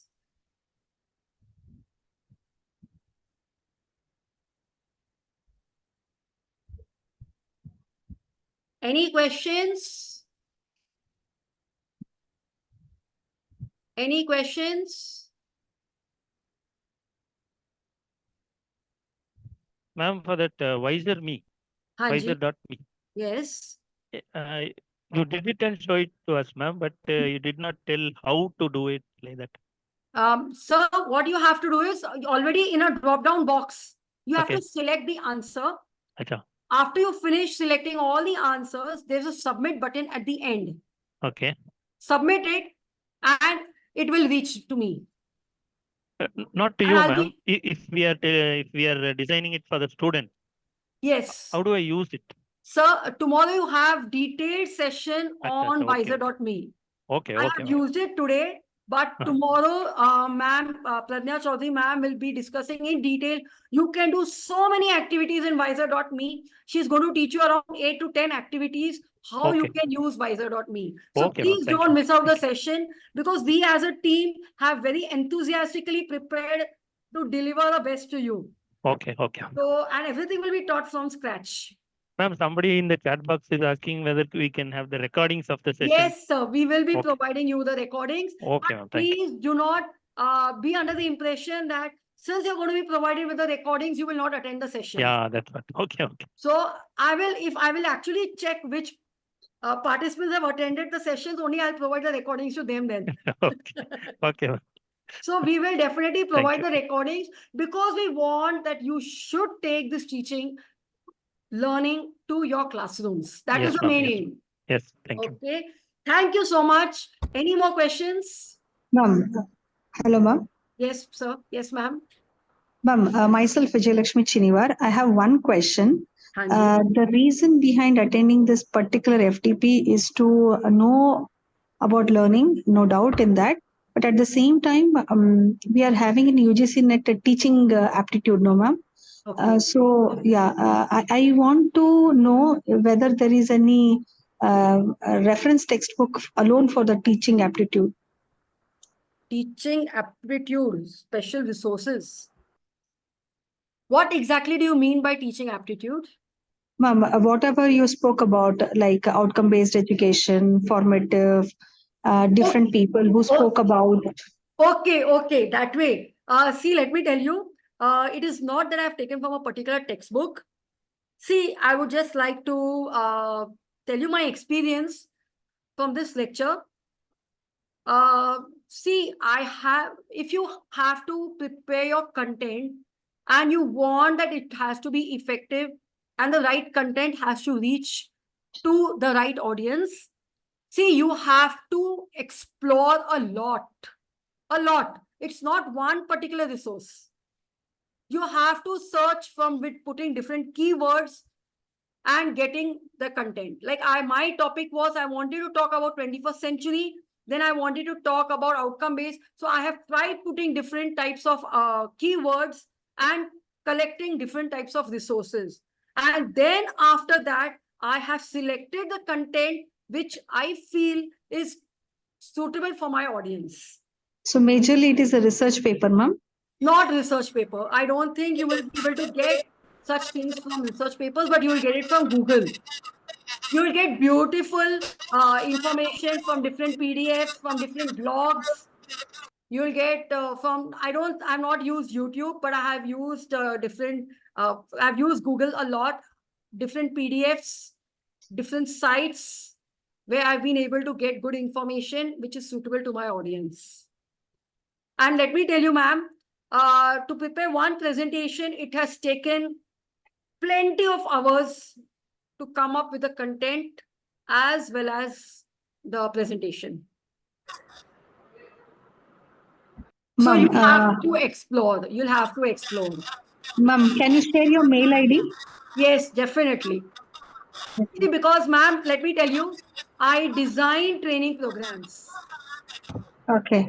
So now I'm into it. Like initially when I was a new, so now since I design training programs, so now I know what exactly is suitable for which type of audience.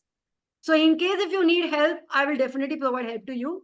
And Yes, I shall ma'am. share my email ID in the chat box. Yes, ma'am. Thank you, ma'am. Thank you so much. So thank you very much, ma'am, for your captivating presentation on technological tools in teaching. Your analogy of technology as a toolbox unlocked new perspectives. Session was very nice and interactive. Thank you once again. Thank you so much, all my dear participants, for patient listening. And because of your patient listening, that was also a great motivation for me, to carry on. Of course, I fell short of time. Thank you so much. Now, immediately we will be having next session on topic socrative. So I welcome the resource person, Ms. Shilpa Gadak ma'am, Assistant Professor, Sinhagad Academy of Engineering, Kondwa, to continue the session.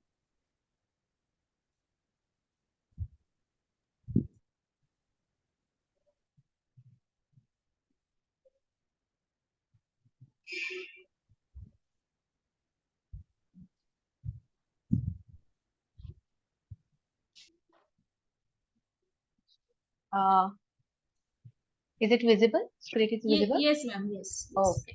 Okay. Good afternoon to all. Myself, Shilpa Gada, Assistant Professor in Sinhagad Academy of Engineering. I'm here, pleasure to hear as a resource person in 5 days FTB program. So today I'm taking the session on the socrative. I just sharing my knowledge along the socrative. What is exactly the socrative? How it will be worked? How can you use this socrative? Okay. So in conventional method, you have seen that when we taught any topic or teach any topic, so how will we assist our students? So we'll just take the test, correct? We'll just take the test. Am I correct? Or we just ask the question students that do you get it, or is it okay? Do you understand this topic? Correct? We'll just ask this kind of questions, or further on we just take the test. Correct? So when we take the test, what is the reactions of students? So students are not that much interested, or they never shown their interest in the giving the examination or the give the test. So to overcome this thing, we can use the different tools, or we can add the different tools to improve our teaching and learning method, as that of madam told us, or madam has been included. Madam has taken the whole session of 1.5 hours, and she has added the different tools. So which was the interesting, correct? You enjoyed it by giving the test. You have given the test and you enjoyed it, correct na? Have you enjoyed the test?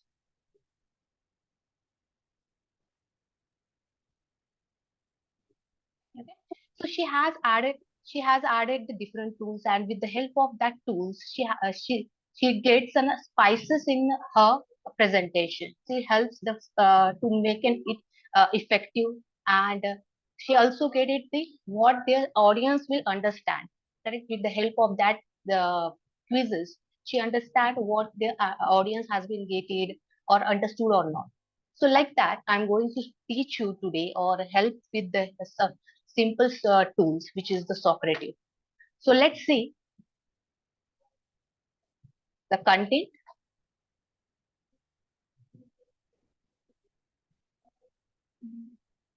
Just a bit.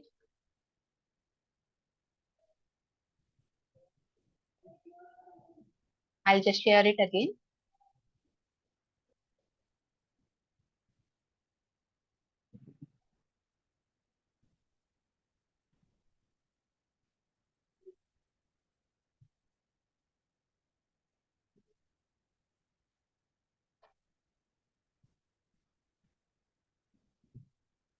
Just a minute. So I'm unable to change the slide. Sanket sir, is it the slide is changing? No, ma'am. No. Okay, okay. I'll just reshare it again.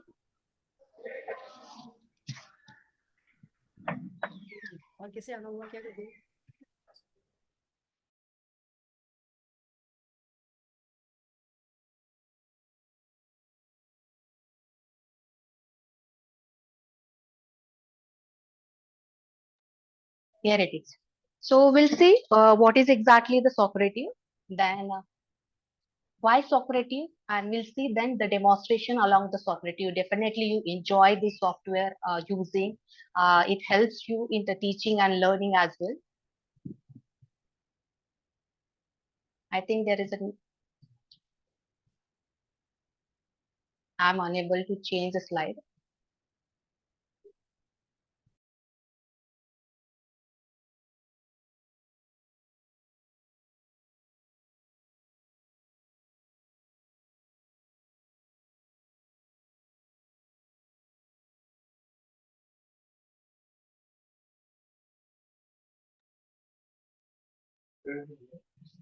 Slide.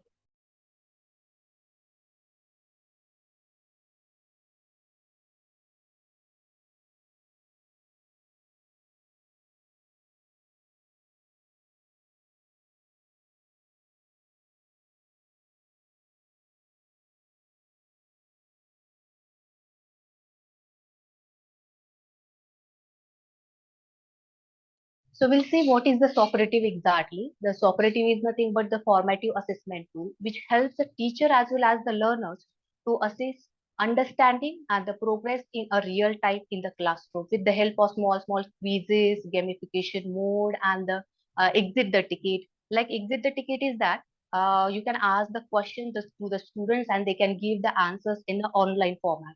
So you know that today, nowadays, 21st century students will use the screen time more than that of the board and chalk timing. So they enjoyed the screen timing, and because of that, we can use this tool to make that session or our lecture interactive and more effective. Yes. So now, Socrates.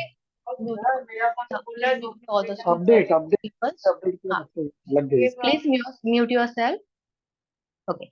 So Socrative is nothing but the 3 E's we can add into our lectures, which is the we can engage our lectures, encourage to the students, and which is the E tools. And with the help of these things, we can get the fruitful learning to our students. Next, Socrative, which is for what is for the learners, like the student. So it is the free for the learners, students. It is easy to use. Then they get easy feedback or immediate feedback while they give the quizzes or the test. Then it's a flexible tool. Next, as a teachers, what we can add into the that Socrative, how which the kind of question we can include into that quizzes. So we can add the MCQ type of question.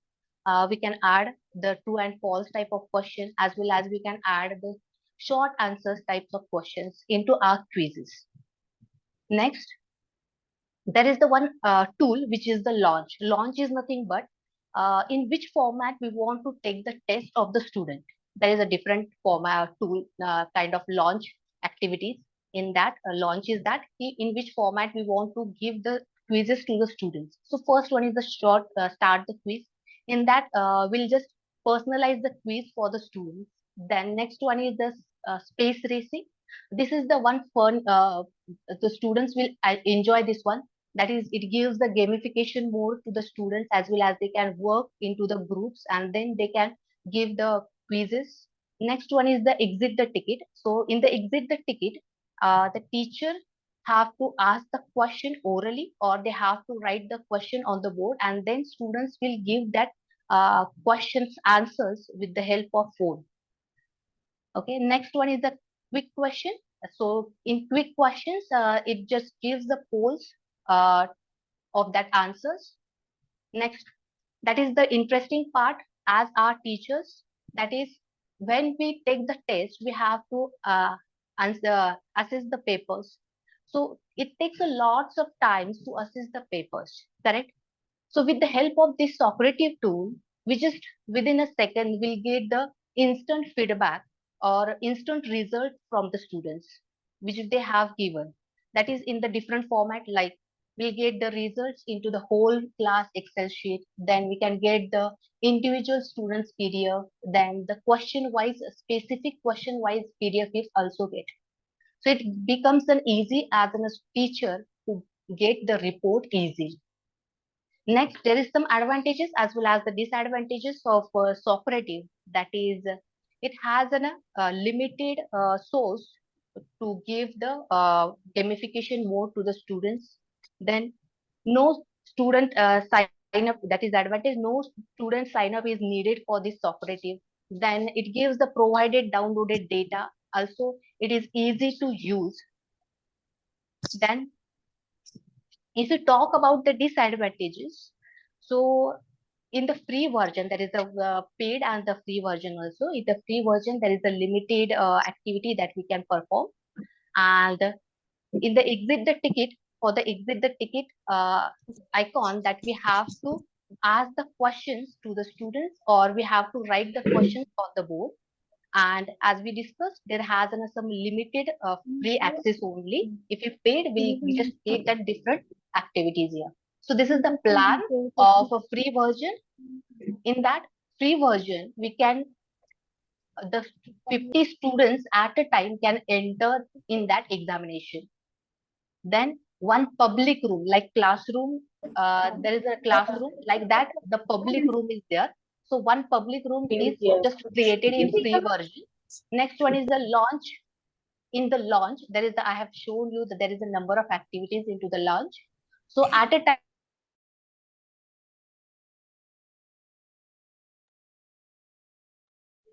in the launch, we can just we can launch in a one activity at a time. Okay. So just log in for the Socrative. You have to sign up with me. I have already been signed up for the Socrative. Just go to the Google, everyone. Just open the Google, and in that just type the Socrative.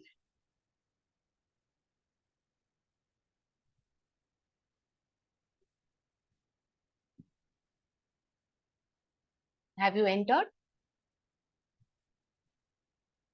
Just go to the Google and type Socrative.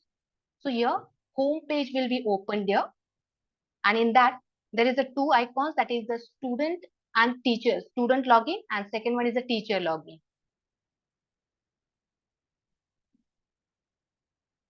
Are you able to do it?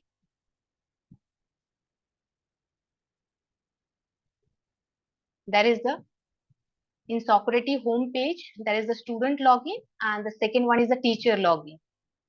So we have to log as a teacher. Then just click on the teacher login.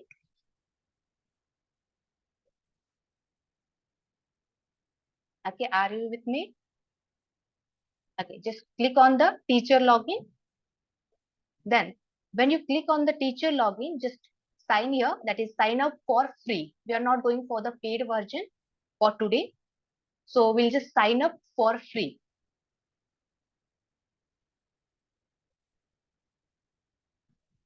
Okay, then here it is the plan. It's a paid plan and this is the free plan. So just click over here. That is the sign up. That is for the free plan. For the free plan, just sign over here. That is sign up.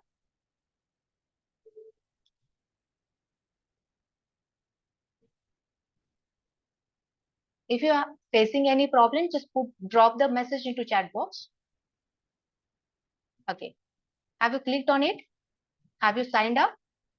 So when you go to the sign up, here it is the information of the teacher account. So there is the first name, last name, email ID, then confirm the email ID, then password, and the confirm the password. Just fill the information.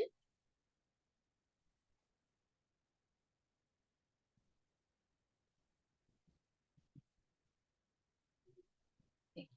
And when you fill this information, just go to the next. You have to work with me. Simultaneously, you have to do it the activities that you have to fill the information and you have to register for the Socrative. And then we can perform the activities into the Socrative. If you have filled this information, you have to go to the next. Then here it is the country, organization type, and then organization name. If someone has login with your organization, then automatically your organization name will be appeared. If not, you have to enter your organization name and then role. That is as a teacher.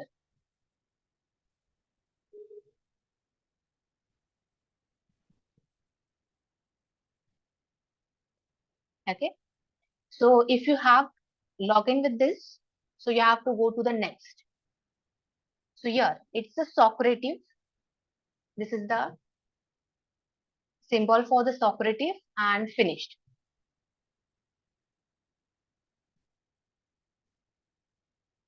When you finish this one, you'll get this screen of this app. Are you able to do this one? यहाँ तक आ चुके हो आप लोग?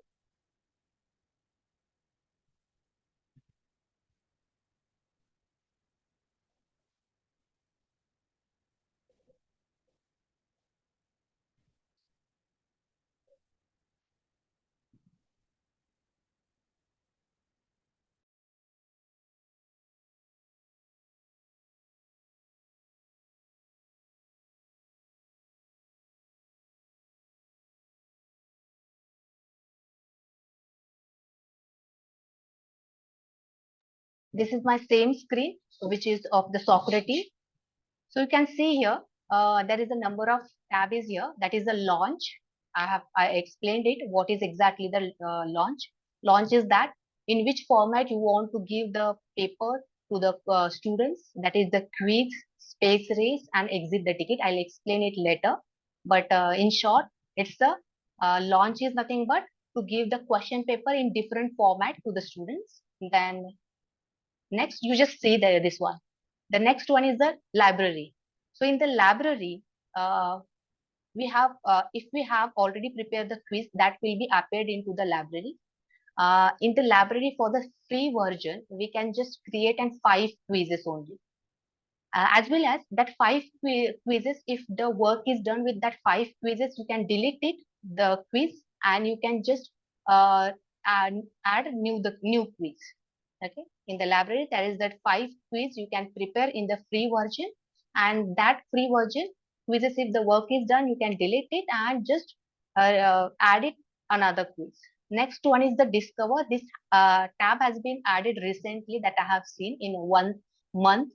In this already, it has already prepared the quizzes. We can just pick these quizzes to help our students. Next is the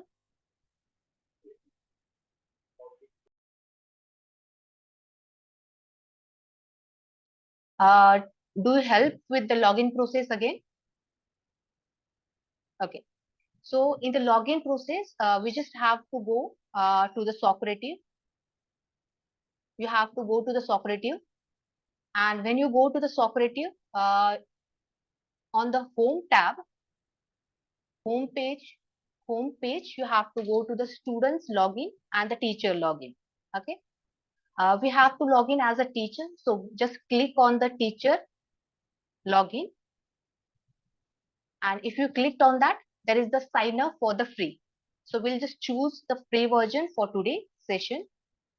Next, this is the plan for the free version, which is the 50 students at a time we appear into the class. The one public room can be appeared. One public room, it just like room is nothing but like classroom. And then at a time we can launch the one activities only. Next, just you have to fill the information, name, last name, then email ID and the password. You have to confirm it and then click on the next button. And then there is a country, organization. You have to just fill the information, nothing else. You have to just fill the information and go to the next tab. And when you finish the information, then this is the socrative free version and finish this one. When you finished up to here, you will appear the window of the R software, which is the socrative. And we are here with this window. Are you with here? Are you here with the window of the socrative? Okay. So just see here, in short, this is the launch. In the launch, this is the different tab which helps to give the quizzes to the students. Next one is the library. We'll just see in the detail. I'll just overview with the different tabs here. Library, in the library, you can create a quiz, and you also see the previously prepared quizzes. In the library, you can just prepare the 5 quizzes for the free version. And that 5 quizzes, after doing the work, you can delete it and just add it new quiz also. Next one is the discover. In the discover, it's already here, already prepared quizzes you'll get here. You can directly pick up these quizzes and give it to your students also. Next, this is the room. This is the name of your room, like classroom that we see the class for division A, division B, or the first year students, second year students, like this. This is the classroom. It's appear it defaultly generated this one. You can see this here also. You can see the classroom name here also. And if you want to edit, you can change the name also, rename, and you can change the classroom name also. Okay, and at a time, free version, for the free version, it's just one classroom can be generated. Okay. Here it is the reports. I'll explain you what is exactly the report later on when we see this one. Report is nothing but previously done activities. We can see it at any time. And this is the live result. In this software, we can see the live result of the students. Okay. So shall we start with the quiz, how to generate or how to create the quiz? Shall we start with the quizzes, how to generate or how to type this quizzes? Okay, here it is. I've just already prepared some quizzes. So today we'll take one quiz. So you have to go to the add quiz. Just click on this one, add quiz. Okay. So this is the blank quiz. We uses the blank quiz because here it is the generated quizzes and the import the quizzes. It's not possible to us for the free version. So we'll just go to the blank quiz. Okay. So here, everyone is with me? Yes. You have to go to the library.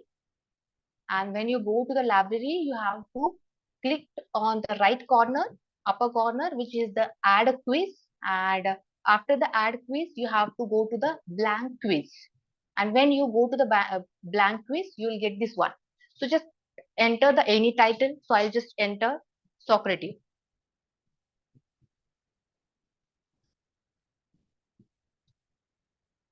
Socrative, and then now here it is a different question, which is the first one is a multiple choice question, second one is a true and false, and short answer. So we'll just take one by one. So I'll just first one take the multiple choice. So here it is multiple choice question. In this case, you have to write the question. So I'll just write any general question, that is, which country is known as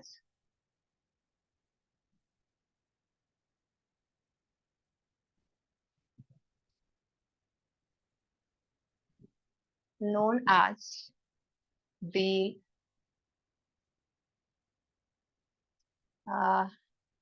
land of the rising sun. Land of the rising sun. Okay. So this is the question. So I can give the pointer, any pointer. If you want to give the one, you can give it the 1 or 2, 3, 4, how much you want to give, you can give it. So I'll just give it the 1 only. Okay. So you can here write the choices, multiple choices. That is, first one is the China. I just write it China. Second one is the Japan.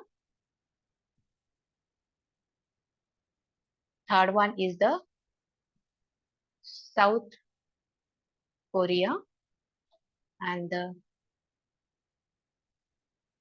next one is the Vietnam. Okay. I have write all the options that I have to put. You can add it number of options also, like 5, 6, any number of options you can put it here. I just write 4 options, and from that options, I have to choose the right one. So the Japan is correct one. So I'll just click over here. That is Japan. Have you typed any kind of question? You just tried any question. Have you tried it?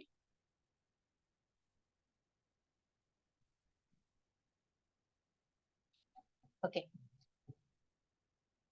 If you have tried the question, you can add the images also. I just put the random image here. So I'll just click on the image. So here is some images with me. So I'll just click one image and open it. So you can see the image is also appearing. It just doesn't need it for the higher class, but you can use it for the school or anything. So like first one, multiple choice question that we have taken. Next, we can select the true and false question also. Here it is. So we just go to the true and false question, click over here. It takes some time. Okay. So you can see true and false is already here. So we just write the question. That is, I'll just write the Olympic Games are held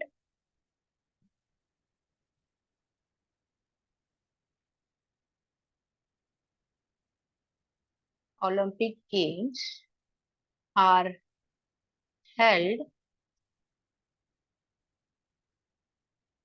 every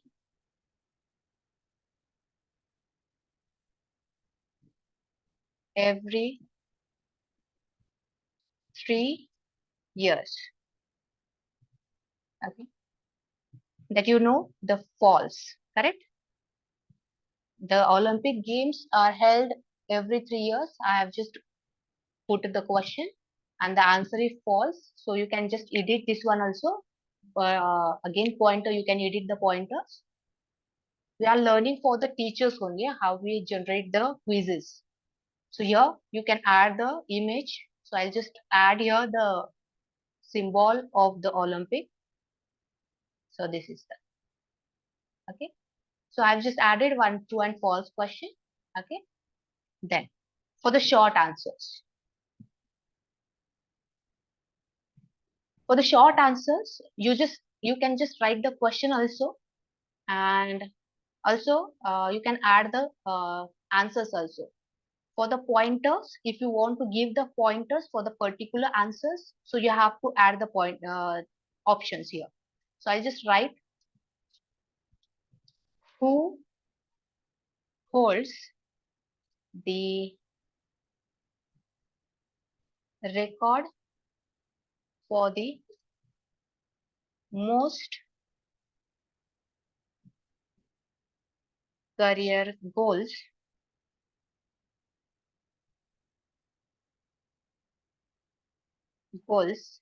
in men's international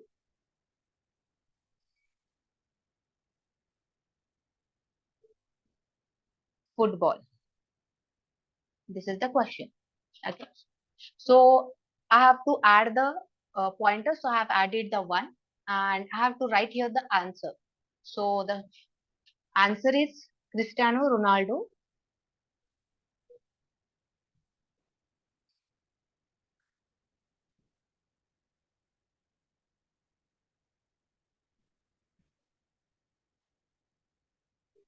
Okay. So you have to add probable answers also. Like I have put it a capital in startings. So some students will be like, I have to write the small also. So that goes wrong. So I'll just write all the probabilities. Like I'll just do it the small letters. Then I'll just copy. The starting letter is capital and the next one is the small. Then I'll just write CR7. That is a, and also I'll just add the image. Okay. Have you prepared the quiz, everyone? Have you prepared the quiz? I'll wait for the minute. Just finish your quiz.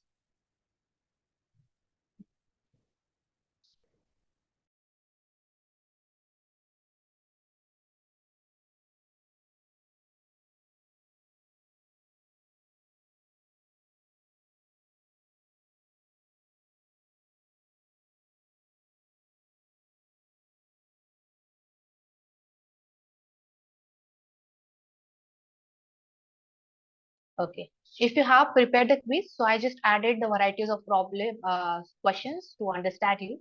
So here, if you have prepared, just go to the save and exit.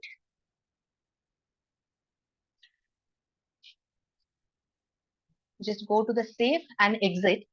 So this quiz I have titled it the socrative. So you can see it into the library. Is it visible into the library? Just check into the library that those quiz have you prepared, that is visible into the library or not. Just check that one. And also simultaneously please respond to me whether it is visible or not. Are you done or not? Please. Okay. Thank you. Okay. Now this quiz has been formed. Now this quiz has been formed. Okay. So how to give it to the students? Correct. Our work is done as a teacher, that we have generated or we have formed the quiz for the students on the topic that we have taught into the lecture. Okay. Now we have to give this one to the students. So how to share to the students? Correct. This is the question. Na? Now how to share this quiz to the students?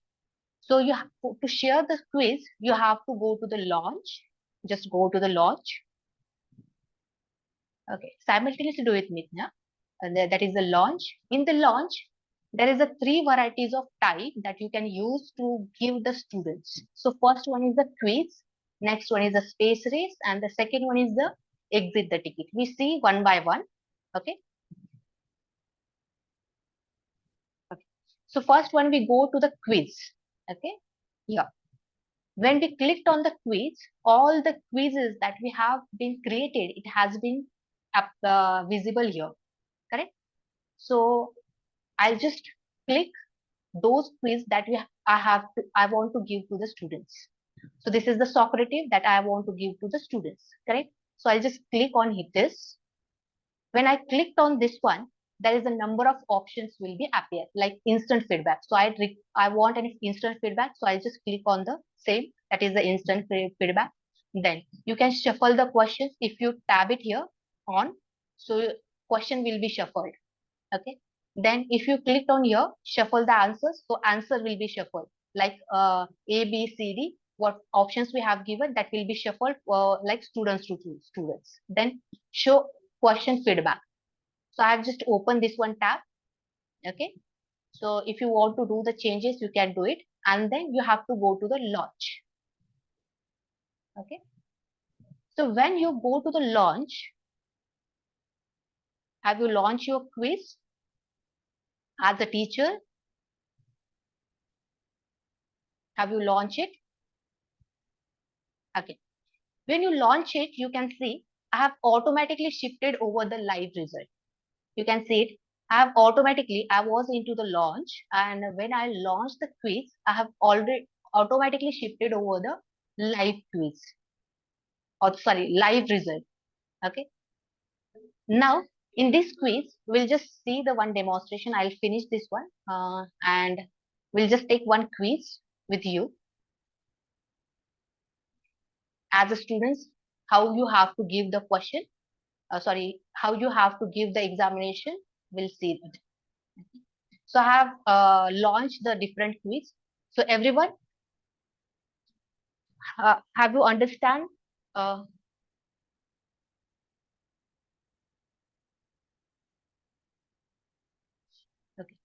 So you can see this one. We have launched as a teacher. Now, how the students will give the answers, correct? So everyone just go to the again Socrative. अभी teacher का काम हो चुका है. Now, what is the role, or how the students will give the answers, that will we see. So just go to the Google again. Just go to the Google again. Go to the Google, and now click here student login. Student login. Now you have to write here the classroom name, and my classroom name is Gadak. You have to type it there. Gadak 3192. You are now logging as a student. Okay. Now you are logging as a student. So you have to go to the Socrative, then log in as a student. And then you have to enter the room name. Please enter the room name. And then if you put it, you'll get your name. You have to enter your name. Okay. The quiz has been started. Correct, na? The quiz has been started. So I just enable this one tab. So just give the answers of the quiz. Everyone, just answer the quiz.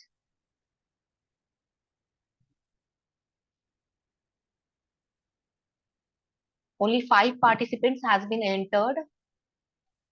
Please log in as a student.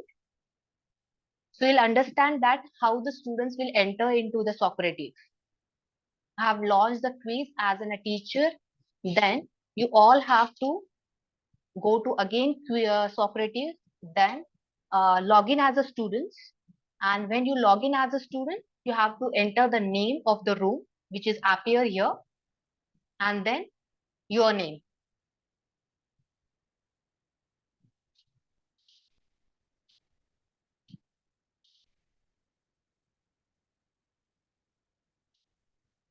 Okay, I'll put the name, room name in the class chat box.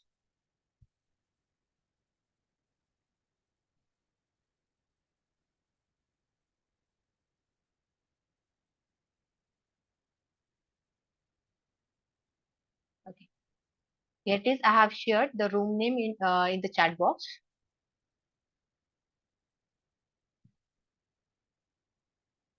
If you're logged in as a student, there is no need to be login. Correct, na? Have you seen that? We have login as a teacher. We have put it the information, email ID and the information.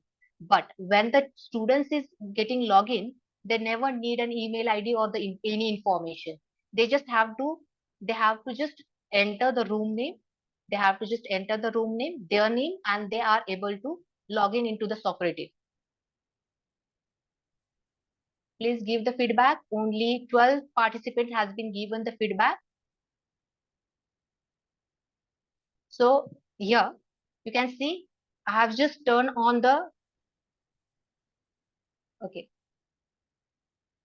You can see here when you're giving the answers, here it is I have just opened the show the names tab, and in front of that you can see your scores also.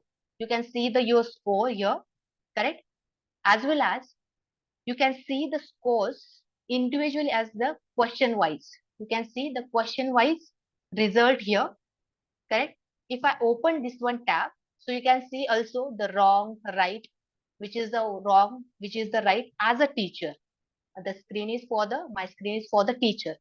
And you are giving as a student, at that time, you are getting the feedback also, correct? You all have getting the feedback that this answer is correct, this answer is wrong, correct, na? So students will get immediate feedback while they are giving the quiz. As well as there is the gamification mode is on, where the score is appear here.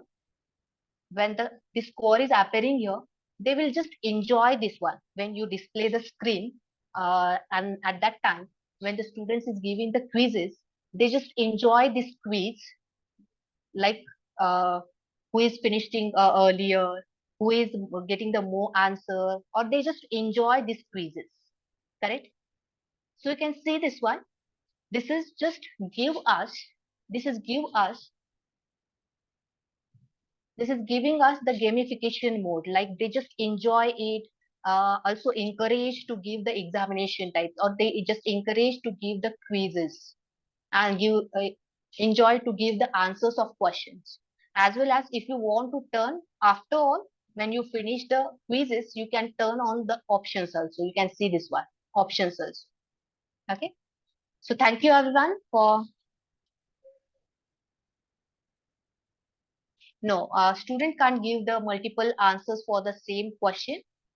They just give the answer for once for the one question. Okay. So here it is, your quiz. Now I have to finish this quiz because in the free version we can just launch one activity at a time. So I have to finish this one. Okay, I just go to the finish. Okay, this activity has been finished now. So as a student, you have login, so you can also see that you are waiting for the new activities. Correct, na? You are waiting for the new activities because I have finished this activity.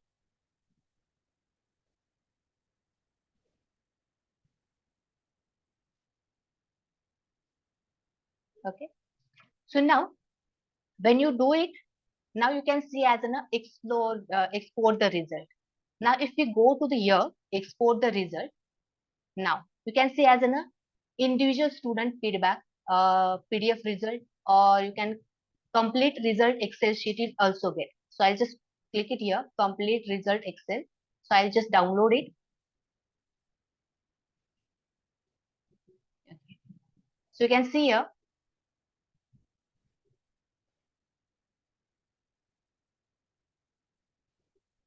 I have got here the Excel sheet. I have got here the Excel sheet of whole class, those who have given the test, correct?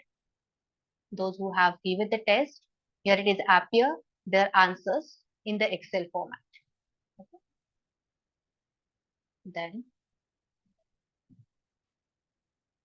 as well as we can just go to the individual student PDF also.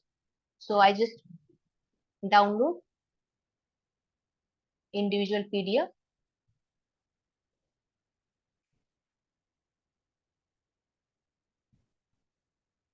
It takes some times because the participants was moved to get it downloaded. Okay, here it is. So zip file has been generated. So I'll just go to the students. So you can see this one. The file has been appear here, the individual. So you can see here in the PDF format, the name, my classroom name, the name of participant, those have given the quiz, as well as the date and the total score, correct?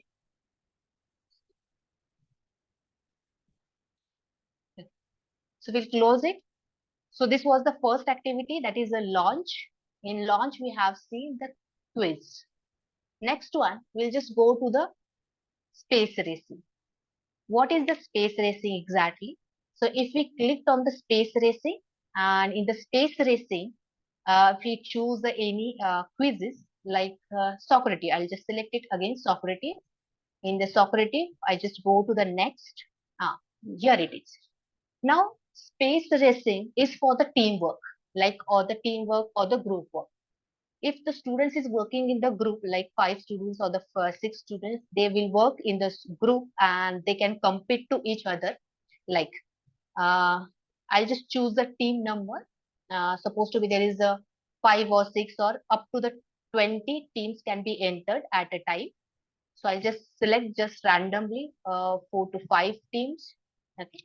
So I've selected 6 teams. Then you can icon. You can change the icon also. Here it is some icon, inbuilt icon is there. So I'll just select same rocket. And then here same, shuffle the question, shuffle the answers. And if we start it, I'll start it. Okay. Here it is. Please log in with the same room. Dear participant, please log in with the same room.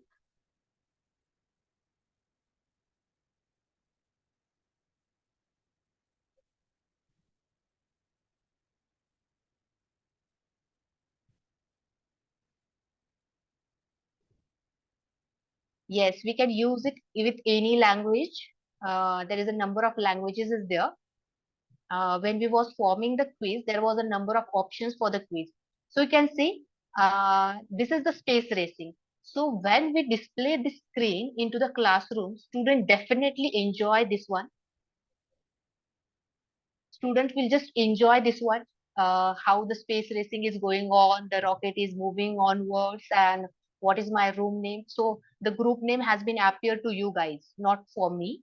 And you can see this one is the space racing. Okay. The blue line wallet is the same at the same time. So you can complete and the students will enjoy the gamification mode itself.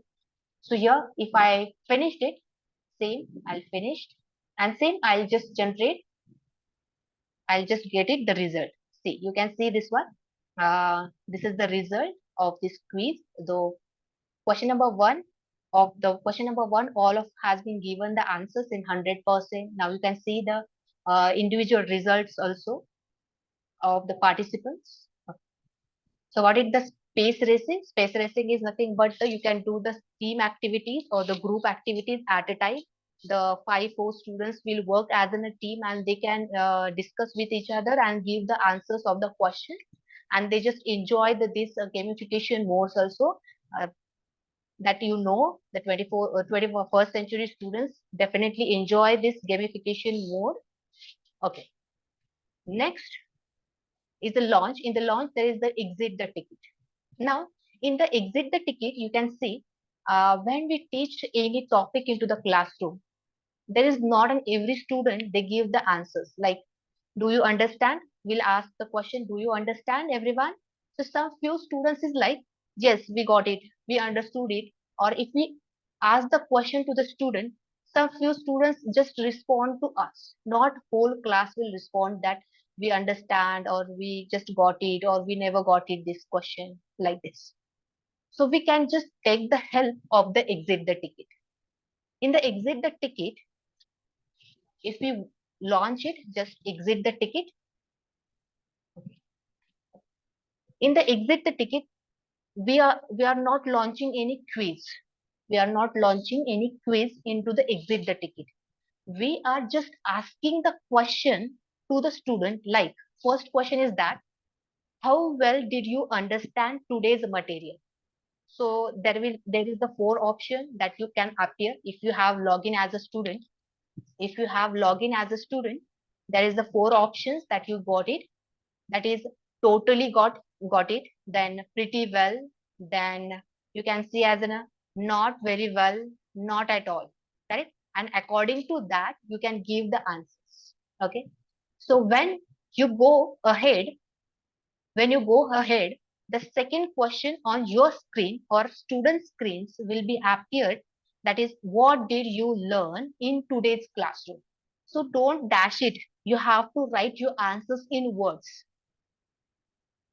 For the second question, you have to write the question in the words.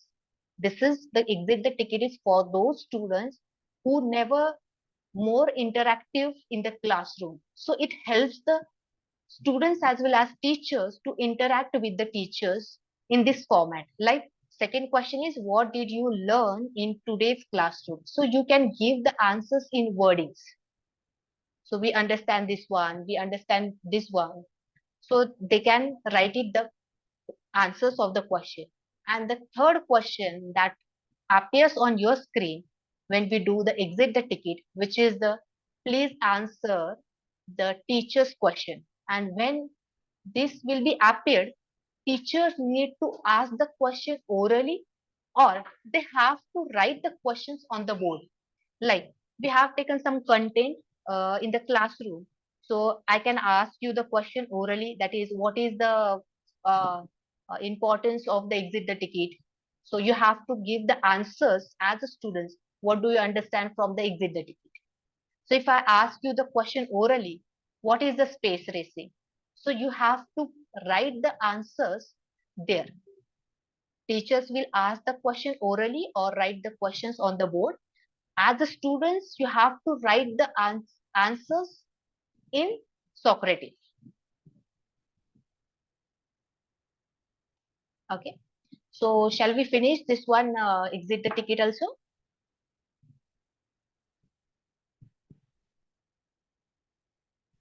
Okay. So then I'll finish this one activity. Okay. Finish this one.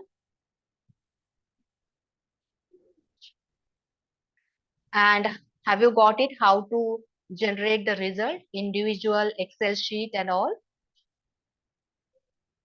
Okay. I'll explain it again. The exit the ticket is nothing but there is some students in the classroom, they never interact with the teachers that they understood this topic or not. There is some students, they are active in the classroom. There is few students, they are just active always in the classroom, correct?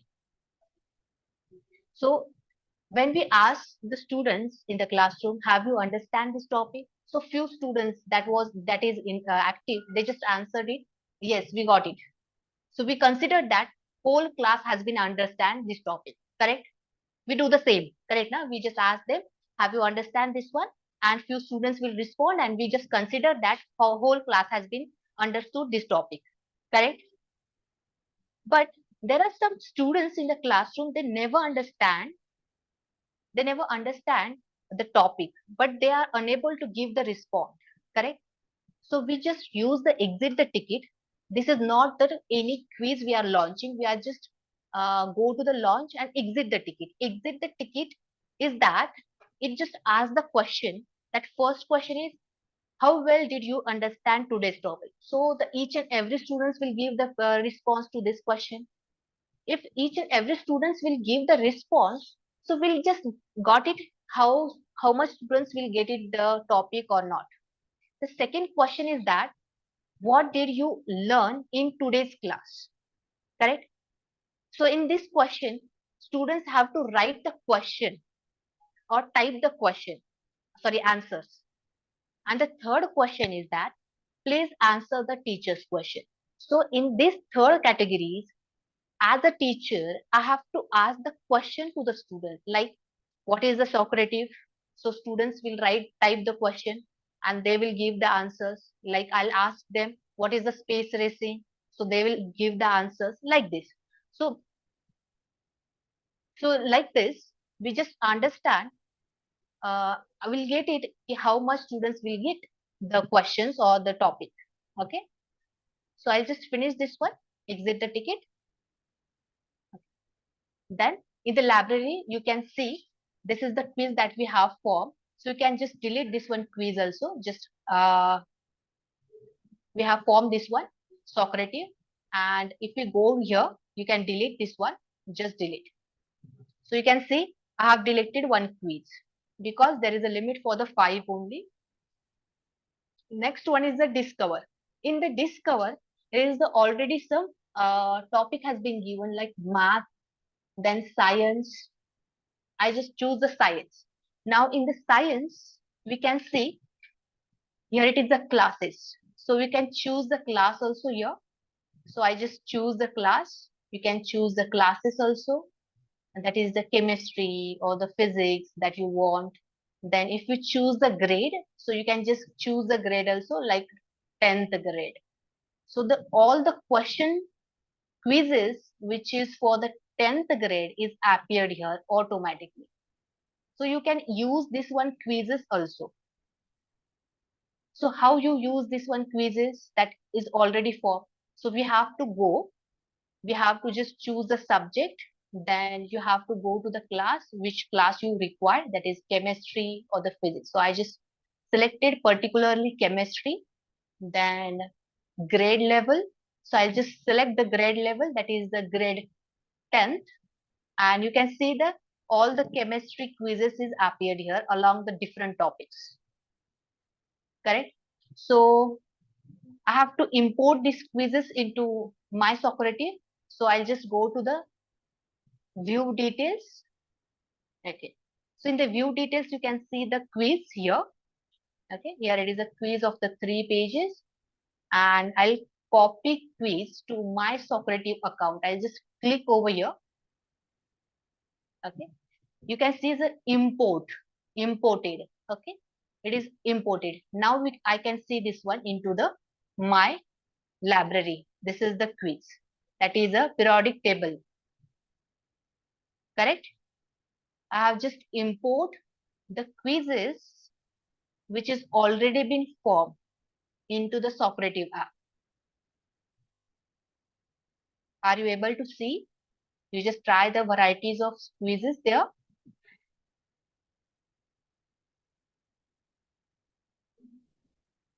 Okay. And someone had asked me the question that Can you use the different language? Yes, you can use the different languages also here, like socrative quiz. I'll just go it here, and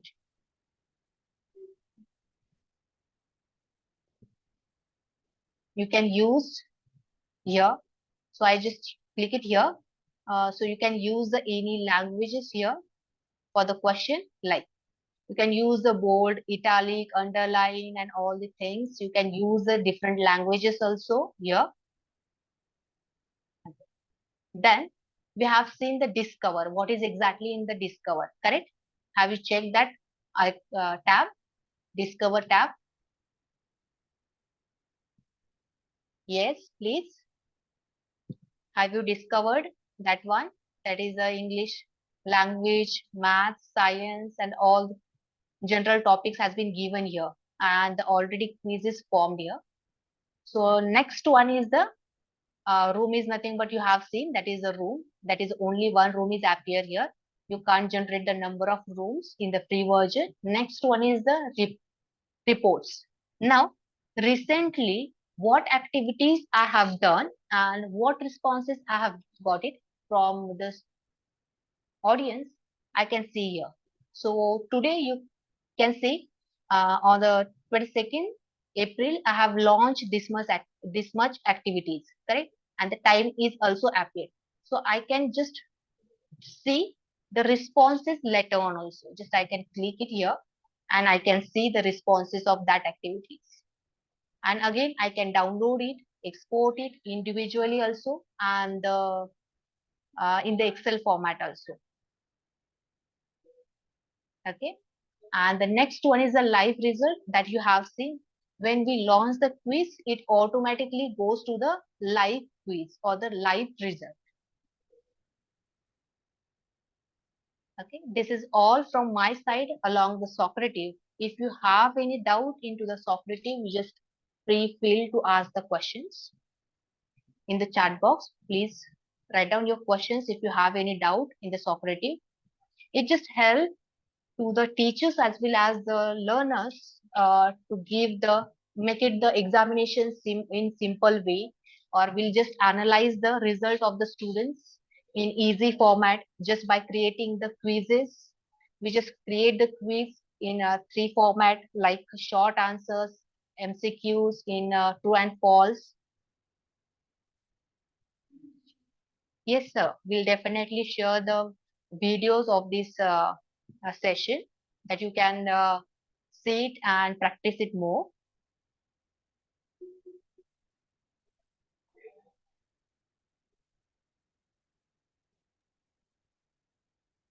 Shilpa Yeah. ma'am, there's a question. When will we use invite students? Yes, if we want to invite a particular student only, then we can use the invite tab only, and we can also share these quizzes by copying this one.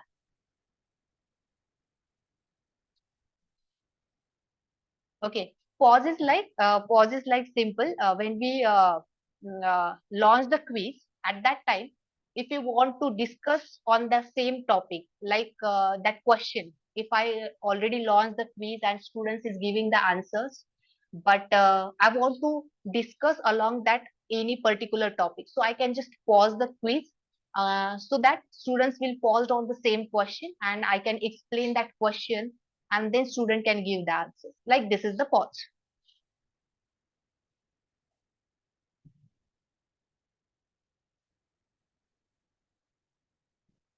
Yes, there is a limitations of the students that I have already discussed. There is only the limit 50 students at a time can enter in the one classroom for the free version only. There is a free version, one classroom can be generated, and in the one classroom only 50 students at a time can be entered into the classroom.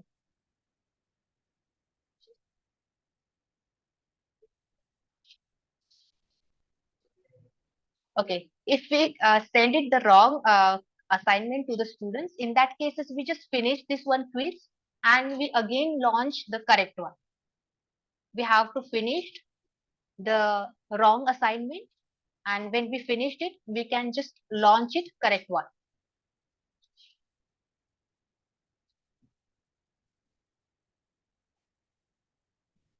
Is there is any doubt regarding the Socrative? It's a simple tool we can just use for the students to create the quizzes, and also students will enjoy it. That I have seen in my classroom also. When we started the launching, yes, yes, it's so user friendly. Students can enjoy.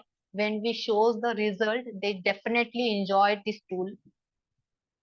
And when we go to the space racing, we just teach them how the teamwork is going on. When they discussed and give the answers of the questions, though definitely they enjoyed this. By using the test, normal conventional method of test, they never enjoyed the test. But by using this, definitely they enjoyed the quizzes or to give this answers. They activate, they encourage to give the test. Yes, yes, we'll share the feedback form.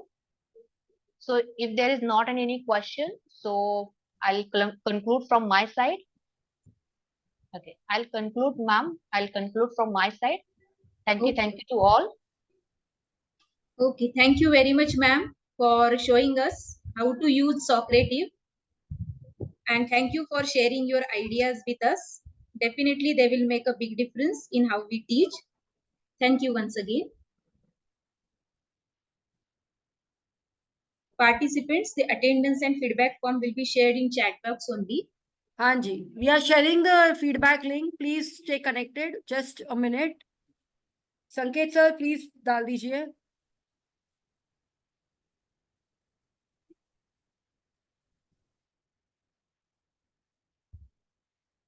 Yes. Feedback link has been shared in chat box.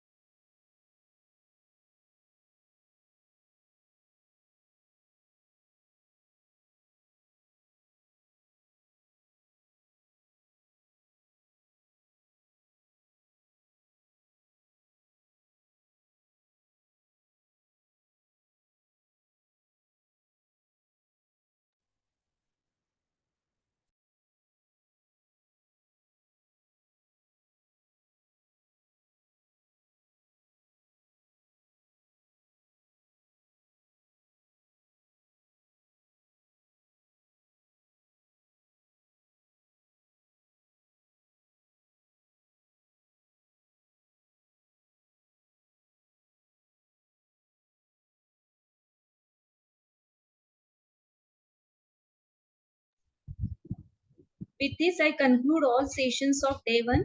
Thank you, everyone.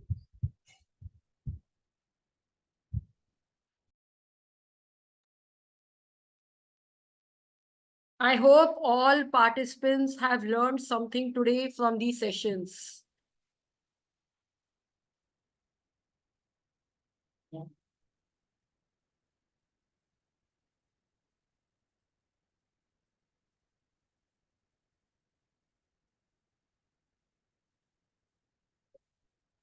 What to fill in subject?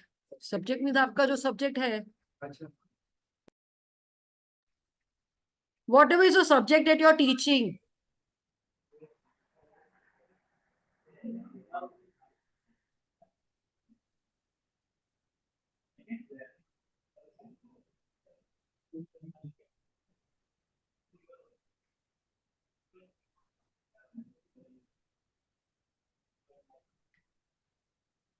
Recording बंद करो sir.